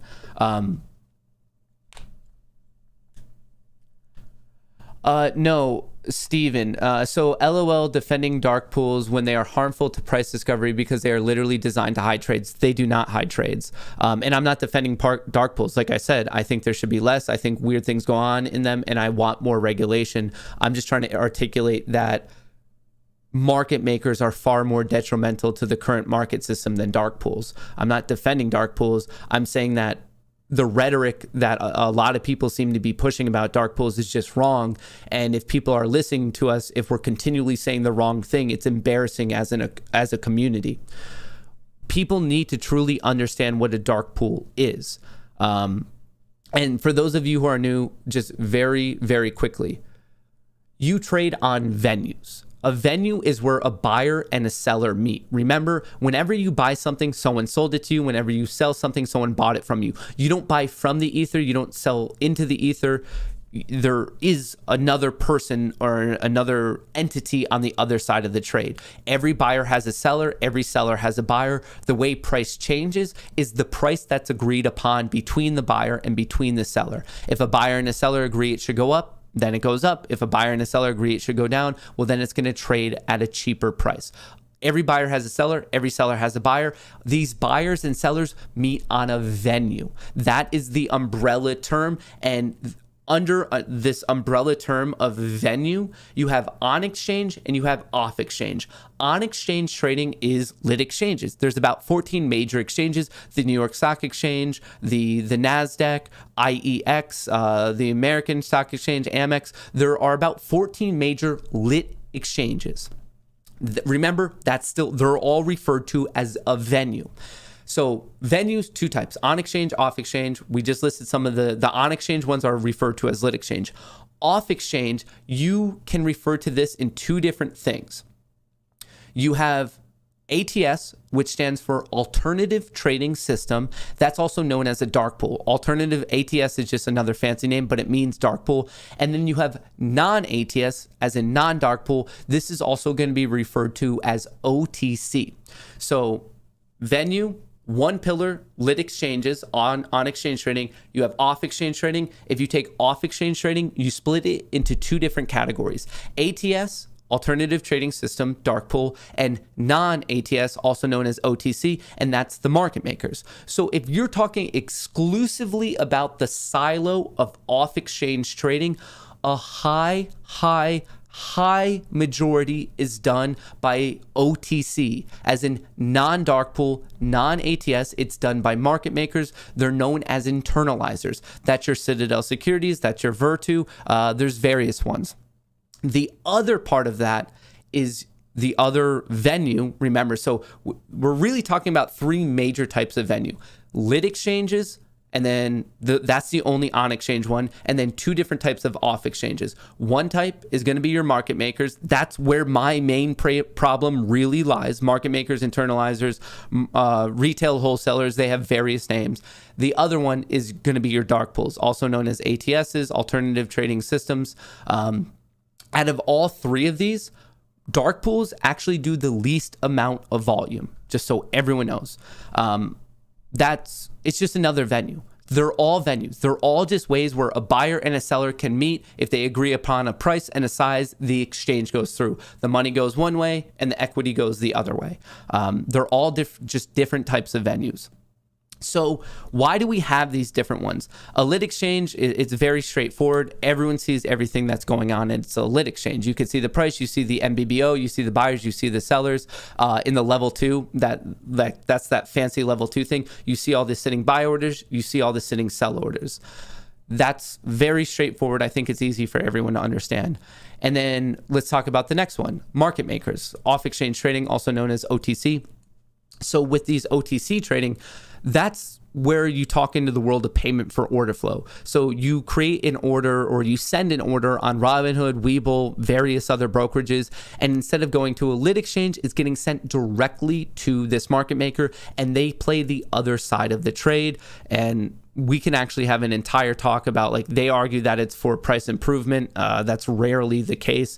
But that's just one thing. Basically, in that case, you just need to know that the market makers, Citadel Securities, Virtu, and various other ones, are playing the other side of the trade. So if you buy AMC, that means Citadel Securities most likely sold it to you, or vice versa. The other thing is dark pools. So dark pools is another venue, and it's typically meant for size, big institutions, pensions. And the whole point of it, you're going to see this rhetoric about hiding trades or not impacting price action. That is false. That is 100% false. If you trade on any venue, it still has the same material impact on price. The same material impact on price. What's so different about a dark pool is basically there's no level 2. If you have a sitting buy order or a sitting sell order, people can simply not see it. But if it gets hit, it still has a material impact on price, the way it does on a lit exchange, the way it does with a market maker. The difference on a dark pool is that you don't see the sitting buy orders, you don't see the sitting sell orders. Now, this comes to the point of price discovery, which is different than an impact, a material impact on price. And a lot of people are citing this. New York Stock Exchange. Hang on, let me find the article that everyone's getting this from. New York Stock Exchange president. I'm trying to find her quotes. Price discovery.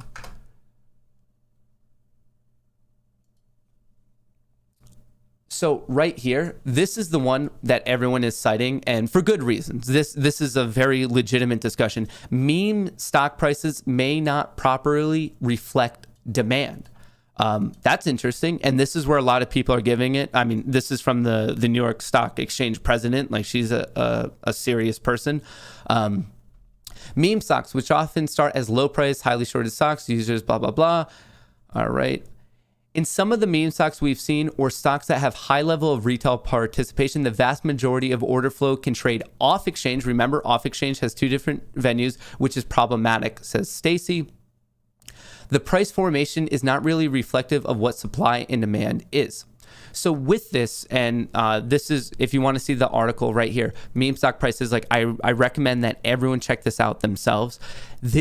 Stacy right here, Stacy, what's the last? Cunningham is basically bagging on market makers. She's talking about the off-exchange trading done by market internalizers. She's not really referring to dark pools in this commentary because remember, she's talking about order flow off exchanges. Most of the order flow off exchanges is done by market makers, not dark pools. So these are some like snide comments, but it's anti-market maker. It's anti-payment for order flow. She's not really referring to dark pools at all in this. The review will also examine whether off-exchange trading, which is about 50% of the market where institutional blocks are included, distorts the price discovery mechanism of stocks. I agree with this, but the price discovery mechanism, the distortion of it, is in the realm of market makers. That's where price discovery could be hampered. Yes, it could also be hampered a little bit on dark pools, but you have to look at dark pool trading. A majority of these trades is being done and facilitated by Citadel Securities, by Virtu, not really much in fact, I have these numbers for you. Like, we don't, like, if anyone, like, they're like, okay, man, what are you talking about, these trades? Here is the month of, I could give you the exact numbers. I have them, I wrote them down yesterday. So in the month of September, nope, in the month of August, because we're waiting on the numbers from September. This is for the month of August for AMC. This is just the off-exchange trading. 1.12 billion, with a B, billion shares was traded by market makers. This is for AMC. So AMC market makers shares, like OTC trading, was 1.12 billion. For dark pool trading on AMC, it was 83.5 million, which was about 6.5%. So in all of the off-exchange trading, I'm not talking about the totality of trading. In the group that was off-exchange, like just that group, 93.5% was done by market makers and 6.5% was done on dark pools. That's right there of like why I think market makers are a bigger problem, just because 93.5% in the month of August was done by market makers. Dark pools are just trading a smaller amount. In terms of GME, market makers traded it for, once again, this is for the month of August of this year. GME traded 31.4 million shares on market makers, and in dark pools it was 4.5 million. So that's about 12.5% dark pool and about 87.5% on by market makers. Once again, these are the numbers for August. If you want these numbers, you don't have to trust me. You can look up these numbers yourself. You just have to go to octtransparencyfinra.org. ATS, remember, that's your dark pool. OTC, as in non-ATS, that's your market makers. So when you are looking this up, for whatever reason, you have to go through it weekly. When you're getting the dark pool numbers, you just type it in right here, AMC. And this is what I'm saying is the numbers weren't loaded up. That's why I just did it for the month of August. You just have to go weekly. So you could run through all of these, and right here, you just type it in. So you go through every individual week. Just make sure you click on NMS Tier 2. Once again, these are for dark pools. And then when you come over to the market makers and how much they're trading, well, that's when you could easily just do it monthly. And like I said, they only have up till August. So that's why I have the August numbers for you. So that's how you do it. Just make sure it's NMS, and that's how you can compare it. But these are the numbers from the official government website. Like I said, the September numbers aren't in. The best we can do at this point in time is just the August ones. And who knows, maybe something severely changed in the month of September. That's possible, but I'm at least staying for the month of August. When people ask, like, well, hang on, like, why do you think market makers are worse than dark pools? It's just, well, who do you think's a bigger problem? We're talking about roughly 90% versus 10% of off-exchange trading.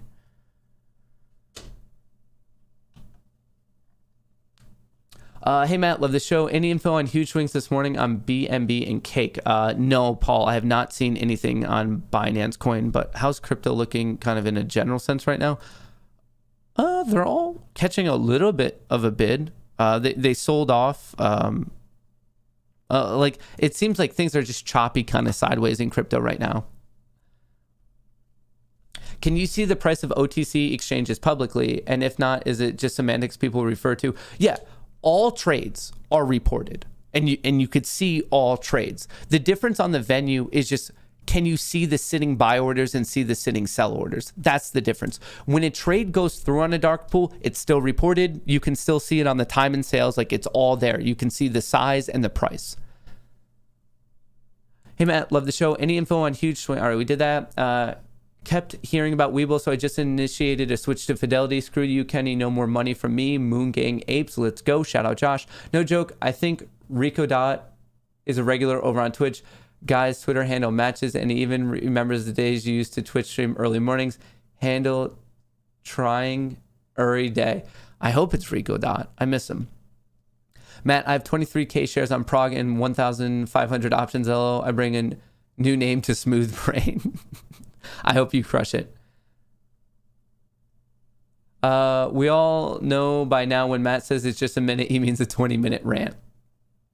Well, I get it. Like, it's funny for sure. And like, I can definitely poke my fun at myself. I have like no issue with that. But I think it's serious to the point that we're getting to the degree that I think very important, influential people are listening to us.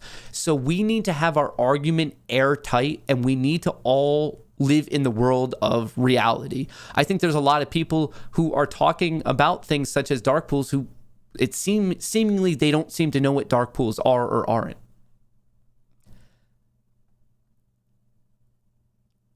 Didn't you interview a woman who told us that they manipulate reporting of volume with dark pools? Volume shows up days later, illegal or unethical. Yeah, we did. That was Stephanie Cameraman, and she has since been disproven on that statement. Trace Subway Cup. All right, a lot of people talking about Prague. Look at, we're getting to that breakout level. Can I get a rundown on Sheeb and the best app for trading cryptos? Have been MI on the stream for the most part as I've been dealing with life. Love you. Shout out. So on Sheeb, it's a community driven thing. There's a very ravenous fan base that just loves it. And it's just been ripping. It took a little bit of a hit. I would have preferred that it stayed above this 30, let's just call it 30. Above 30, it puts 36 into play, which would be a nice 20% gain. And in terms of risk reward, I think it's reasonable to risk the most recent relative low, like 27, or you could risk 24. Just always mind your risk to reward. But Sheeb, people refer to it as the Doge killer. As of now, it is quite a bit smaller than Doge still. Doge is valued at 29 billion, while Sheeb is valued at 11 billion. So it's about a third of the size. So if it is going to be the Doge killer, it has ground to make up. It's possible. I'm personally long on both of them. I don't think one's necessarily, like, to me, it's not like one is so obviously the better decision. So if either of them win, well, that means that I win. If you want to get it, I mean, you could check out Voyager, to download Voyager for anyone listening. It's just a phone app for people in the US. If you're in New York, you can't use it, but you just download that, Voyager. The code is MAT21. As soon as you trade $100 of any crypto, you'll get an extra $25 of Bitcoin. You can easily get Sheeb there. If you would rather Coinbase, I have a link in the description for that. You could get Sheeb there. And I even think it's on Gemini now. So it's kind of on some of the, like, pretty much all the major brokerages. Hey, Matt, you're right about PDT. I was up 54% on call yesterday. I couldn't close it. Lost 10% today. Feels awesome being too poor to day trade. We've all been there, Ryan. And I think it's an archaic rule. Where's the GME SEC report? Waiting on it. Long-time listener, older ape, have traditional 401k and started Robinhood in January. Would like to change, but nervous. Any recommendations? I don't think you should be nervous at all. Like, I mean, there's a lot of great options for you out there. Hang on, let me know. I'll let you know if my transfer went through, just to be up on what is or isn't happening. Let me see if my transfer has cleared. I think the holiday yesterday may have delayed it by one extra day, but let me see. I'm just loading up my public right now.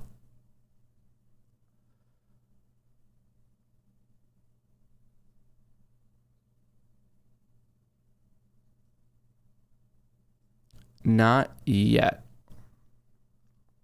So I'm still waiting on mine. Mine was today, it was a week ago. So I'm just waiting on mine to transfer. I transferred my AMC and GME from Webull to public just because I want my trades to be done, all my future trades to be done on a lit exchange. But I wouldn't be nervous. I mean, you're on Robinhood. I mean, I would be more nervous to stay on Robinhood in reality.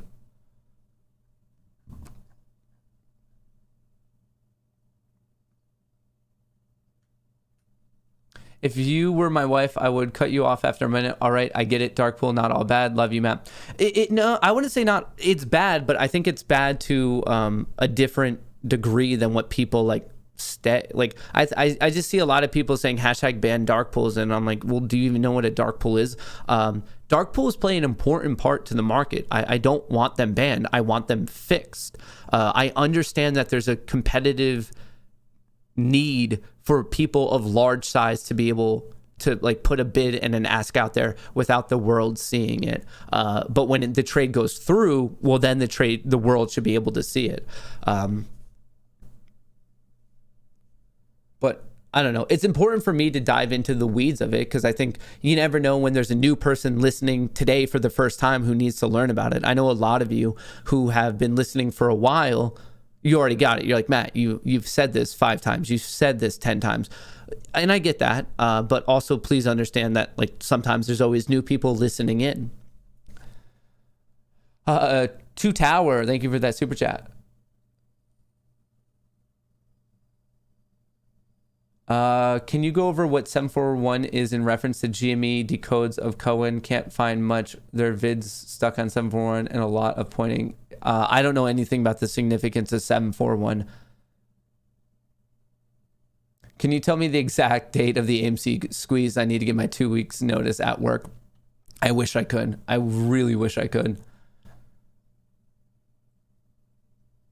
If Prague goes to 15, I'll buy Twitter and verify you. LOL, hit me up sometime. I still owe you. We'll do Wall Street Viking. All right, so let's break down some of these other ones that people are asking about. FAMI, not doing much today. Shot up and now sideways. Ooh, but I do like that it recaptured 37. If I were in it, I would now risk 33. That would be my risk point. But look for it to really punch above 40 cents on FAMI. Showing a little bit of strength. All right, people asked about Bros. Shot up, came down, based at 42, looking strong. I like the turn back around. I don't like how it's only been trading a little bit. I wish it had more of a built out chart. But in terms of the minimal chart that we have, hey, looks like it took a technical breather and once again showing strength. Just obviously, as always, mind your risk. BFI 842. I just see a bunch of weakness in this BurgerFi. I don't see any buyers at all in it. So I would just continually watch it if you're looking to create a long position. But I personally wouldn't just because I don't see where the buyers are.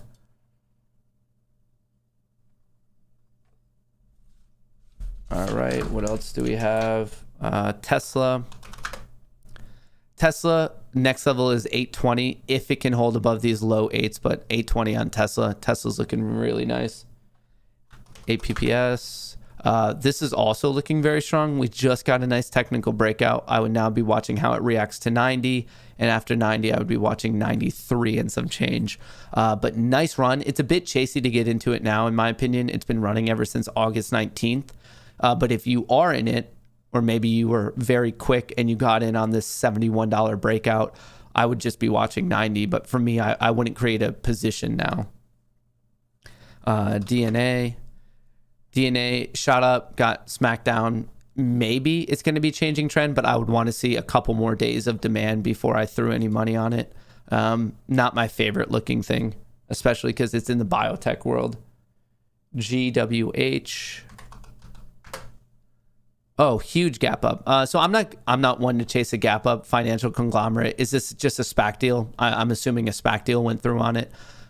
So that's interesting for sure. If you were in it already, congratulations. But I would never ever chase a gap up. It's just that's too high risk of being a bag holder, especially if it wants to fill this gap. I'm not going to risk $10, $9 on that one. The risk reward just isn't there. GOTU. This one, interesting. it's trying to get above 430, 440. And from there, like, you do have a legitimate discussion about this gap fill. So the way I would move forward with my DD on GOTU is I would want to see what happened at the end of July. Why did it gap down? What happened that caused that? Is it very serious, or is it a market overreaction? But from a technical perspective, if it gets above whatever this is, 430, I would be interested in a gap fill play. But once again, I would first want to dive into why did it gap down. All right, AT&T. Ooh, selling. Holy guacamole. No, this is no. If you have puts on it, congrats. Or if you're shorting it, congrats.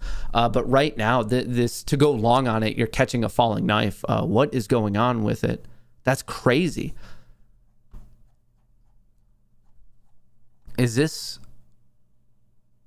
What is going on with AT&T? So I would say your support is at 24 and you have additional support at 2150. Those are the two levels I would be interested in and maybe trying to buy it, but just be careful with trying to catch a falling knife. Like, we just see a lot of aggressive selling right now. Prague right at that 250 level. I called out 270. It hit 261. Just for those of you who are very bullish on it and you're like, Matt, it's obviously going to get above 270. I would watch 271, 291, and 365. So these are my levels of interest on Prague. 271, 291, 3, always key psychological level. You don't know if there's day traders or whatever's going on there. So you don't know how they're going to react to that. But after 3, I'd watch 365. That would be my game plan on Prague. I have no Prague position. I have no AT&T position. I'm long on AMC. I am long on GME. But Prague, if you're in it, yeah, I'm a little jealous of you. I wish I made that money. I'm not making that money, but I do congratulate you. The Bulls are in control on this one. The Bulls are fully in control. ORTK.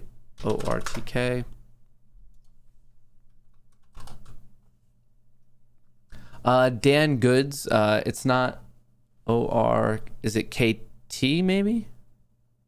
ORTX, ORKT. Dan, I don't know what ticker you're specifically going after there, unfortunately.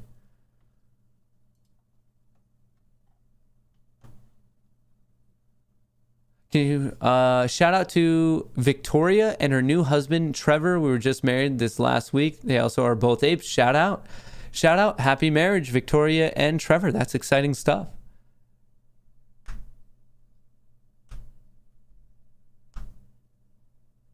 Any thoughts on the strike? You would roll Spxl calls. Spxl.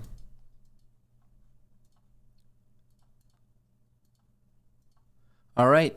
AMC, low volume, low volatility. It looks like it's getting pinned to 37. It's just not moving much right now. It's only traded 9 million shares. GME showing a bit of weakness. We have support at 175.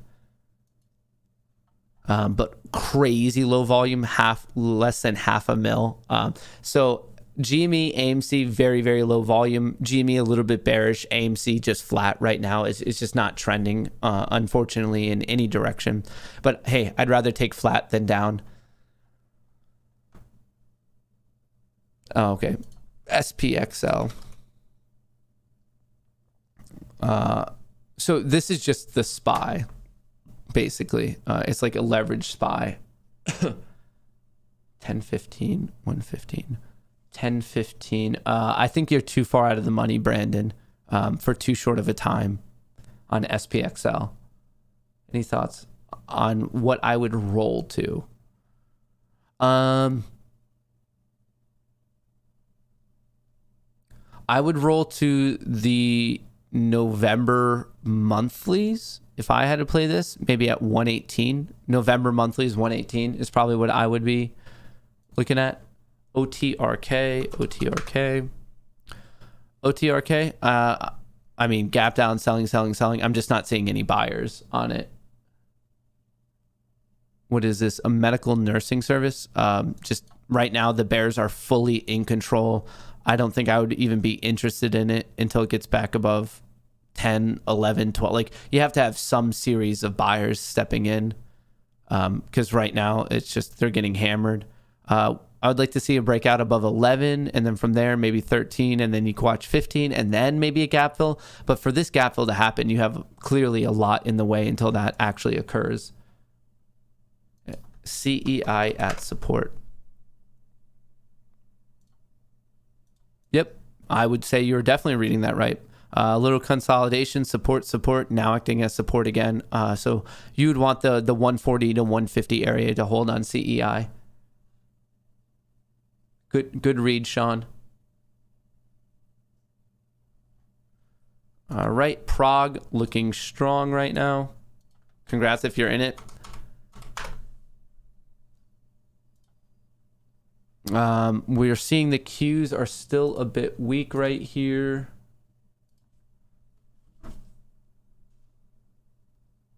Have you talked about the 17% short interest? Yes. We definitely have. It has nothing to do with the shorts returning shares or like covering their position or just shares being returned.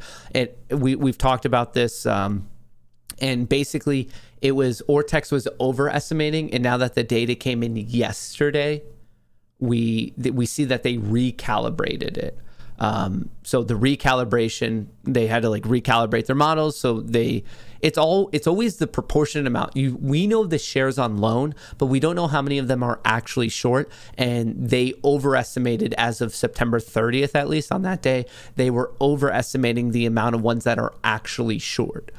So now that data came in, it came in yesterday, today it updated and the short interest dropped. It has nothing to do with shorts covering or shares being returned. It was just a model estimation.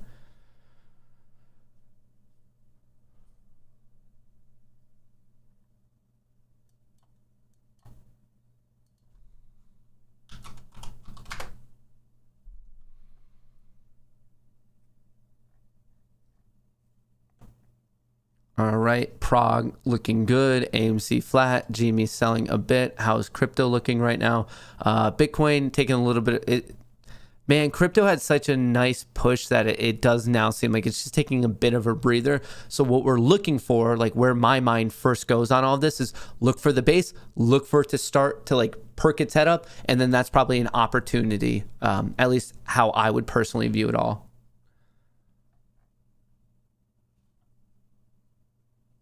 All right, let's check out the flow. AMC, the premium, the options flow is bullish 53.3 in terms of GME. It is bearish. The bearish premium is 58.3%. Let's do Prague just because people are asking about it. The premium, no surprise here, it is bullish 58.6%, bullish on Prague. SDC.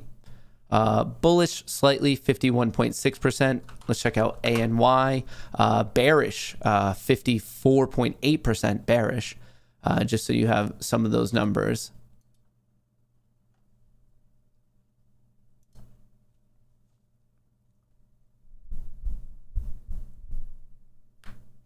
I get that trading huge positions on dark pools stops crazy volatility and is check for funds, but wouldn't the resulting price be the true price? The resulting price is still the true price on the dark pool. Like all trading on a dark pool, all trades on dark pool still have a material impact on price.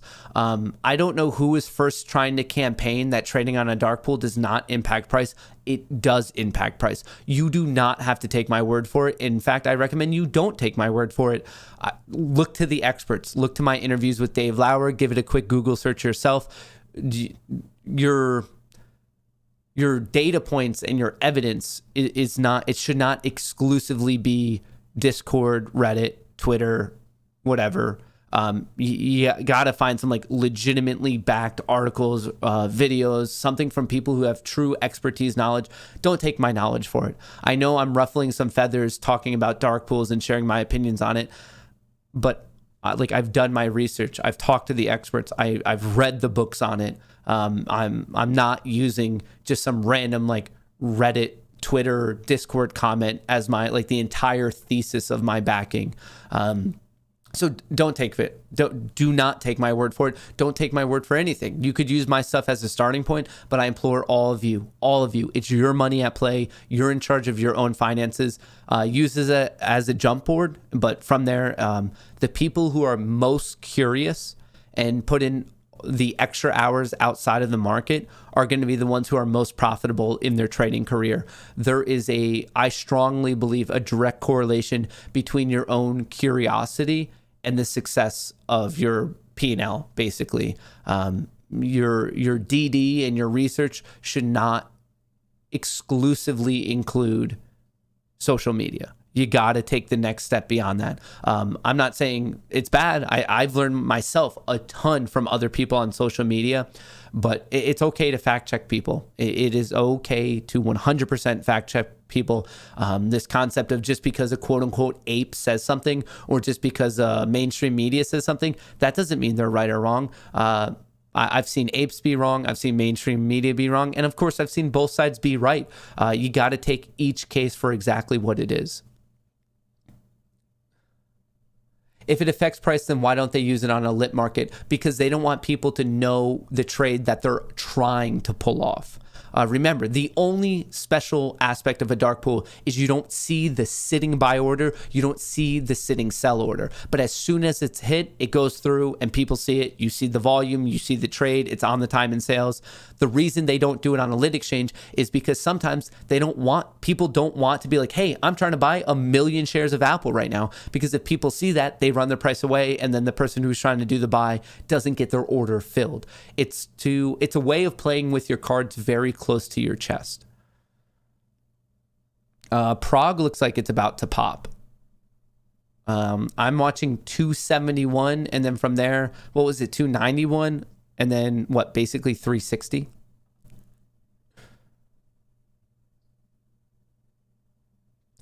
Might be a silly question, but what do you mean by rolling options? This is a great question. It's not silly at all. This is a very important question.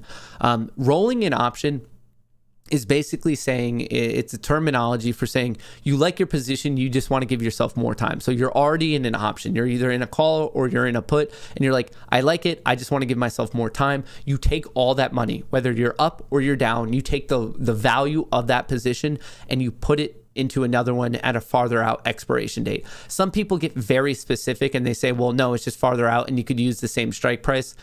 I guess I'm a little bit more lax. It's just terminology. But basically, you're taking the money in a position that you still like, you want to give yourself more time, and you just roll it out to another one.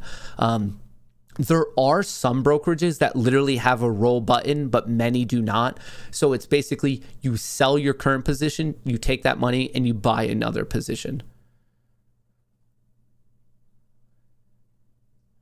Hey Matt, thanks for everything. AT&T is acquiring Time Warner. Thoughts on Southwest Airlines stock, currently on strike right now? You're awesome. Yeah, so the Southwest thing is getting really, really weird. In the Twitter sphere, everyone's like, no, it's the sick out thing. The people are tired of the company's vaccine mandates. But then the leadership team is like, nope, it's not that at all. But they canceled a huge amount of flights over the weekend, seemingly because of it. So it seems very, very strange to me. Very strange to me. So that's, I don't know. With it, like, we're seeing a big disconnection from the rhetoric of Southwest leadership and then what everyone, like the employees and what Twitter sphere is saying about it. So with it like that, honestly, the more it falls, I think it just becomes a better buying opportunity. Out of all large airline stocks before this like strike thing, I would argue that Southwest was the best big airline. It just had, its balance sheet was a freaking fortress. It like really was the best performing big airline stock. If you're an airline stock trader, Southwest is number one. Delta and United go back and forth for 2 and 3. They're still both solid options. And then American Airlines is by far like the shittiest one. Coming into 2020, before the pandemic, before Rona, their balance sheet was already on tilt. They had a lot of debt. They were over leveraged. And then the pandemic hit. So in terms of stock options, or like stocks and your options of big airlines. I like Southwest the best, Delta and United, where they're okay, they're good, and then American is one I would avoid. And in terms of small airlines, in terms of fundamentals, I'm a big fan of both JetBlue and Alaskan. And I think there's a very interesting argument to be made for Spirit. And my reasoning for Spirit is, yes, they came into 2020 similar to American. They were in debt. They were over leveraged, not the best scenario. But as our world returns to normal, I would expect that there is going to be a desire for budget travel. And I think that Spirit, which trades under the ticker SAVE, could fulfill that need. So that's a little bit of a tricky play, but and when you're talking about airlines, it will help you to split it up into big airlines and little airlines because they do trade quite differently. Thoughts on Kuma Inu, please. It's on fire this week, partially on news that they're dev from former Lishi and their upcoming decks. Thanks. I haven't heard of Kuma Inu. I'm just now learning about Shiba Inu, so behind the play on that one.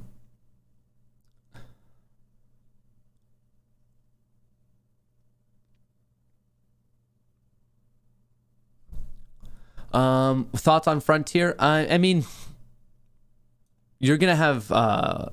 Spirit's going to have more of a market share.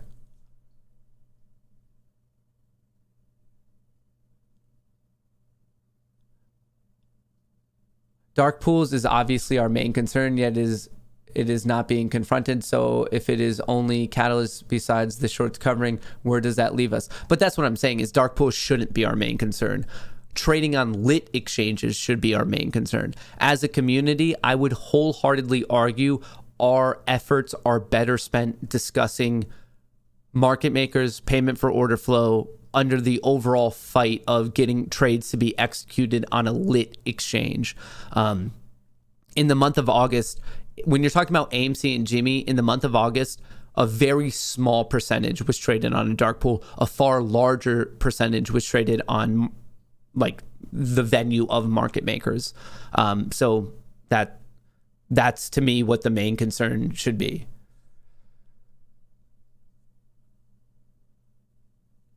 Hey Matt, I understood how the dark pool works and they use it for large orders, but my question is, why do they use it for hundreds of small orders? So hundreds of small orders, that to me is strongly indicative of high frequency trading. High frequency trading commonly goes in those small lot sizes of just like 100 back and forth. So to me, those data sets are very, very indicative of high frequency traders basically trying their best to figure out how people are positioned in dark pools and take advantage of it.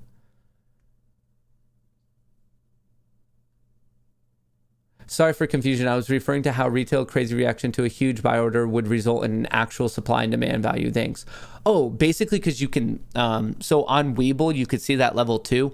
If people started to see that there was like some gigantic buy order of, let's just use AMC for example. Let's say that there was some big pension fund out there that wanted to buy 1 million shares of AMC, just a huge, huge amount. Well, you would want to do that in a dark pool. Why would you want to do that in a dark pool? Because if it were to occur on a lit exchange, the New York Stock Exchange, the NASDAQ, we would see that buy order like at $36, at $37. We would see that someone's trying to buy 1 million. Many people would see that and they would be like, well, hang on, I could buy right now with minimal risk, because if it comes down to it, that buy order at the huge buy order, that's going to backstop them. So people use massive orders as their own backstop to mitigate their own risk. And in doing so, they're like, well, I'll just buy because that backstops it. Well, if enough people do that, it runs the price away. So the original person who's trying to make that position never ends up getting filled. Is Prog Gamma or FOMO? Probably a bit of both. They probably are intertwined and one's probably running into the other. I've flown Frontier 3 times by using plane tickets given to me. Absolutely horrendous customer service. All right.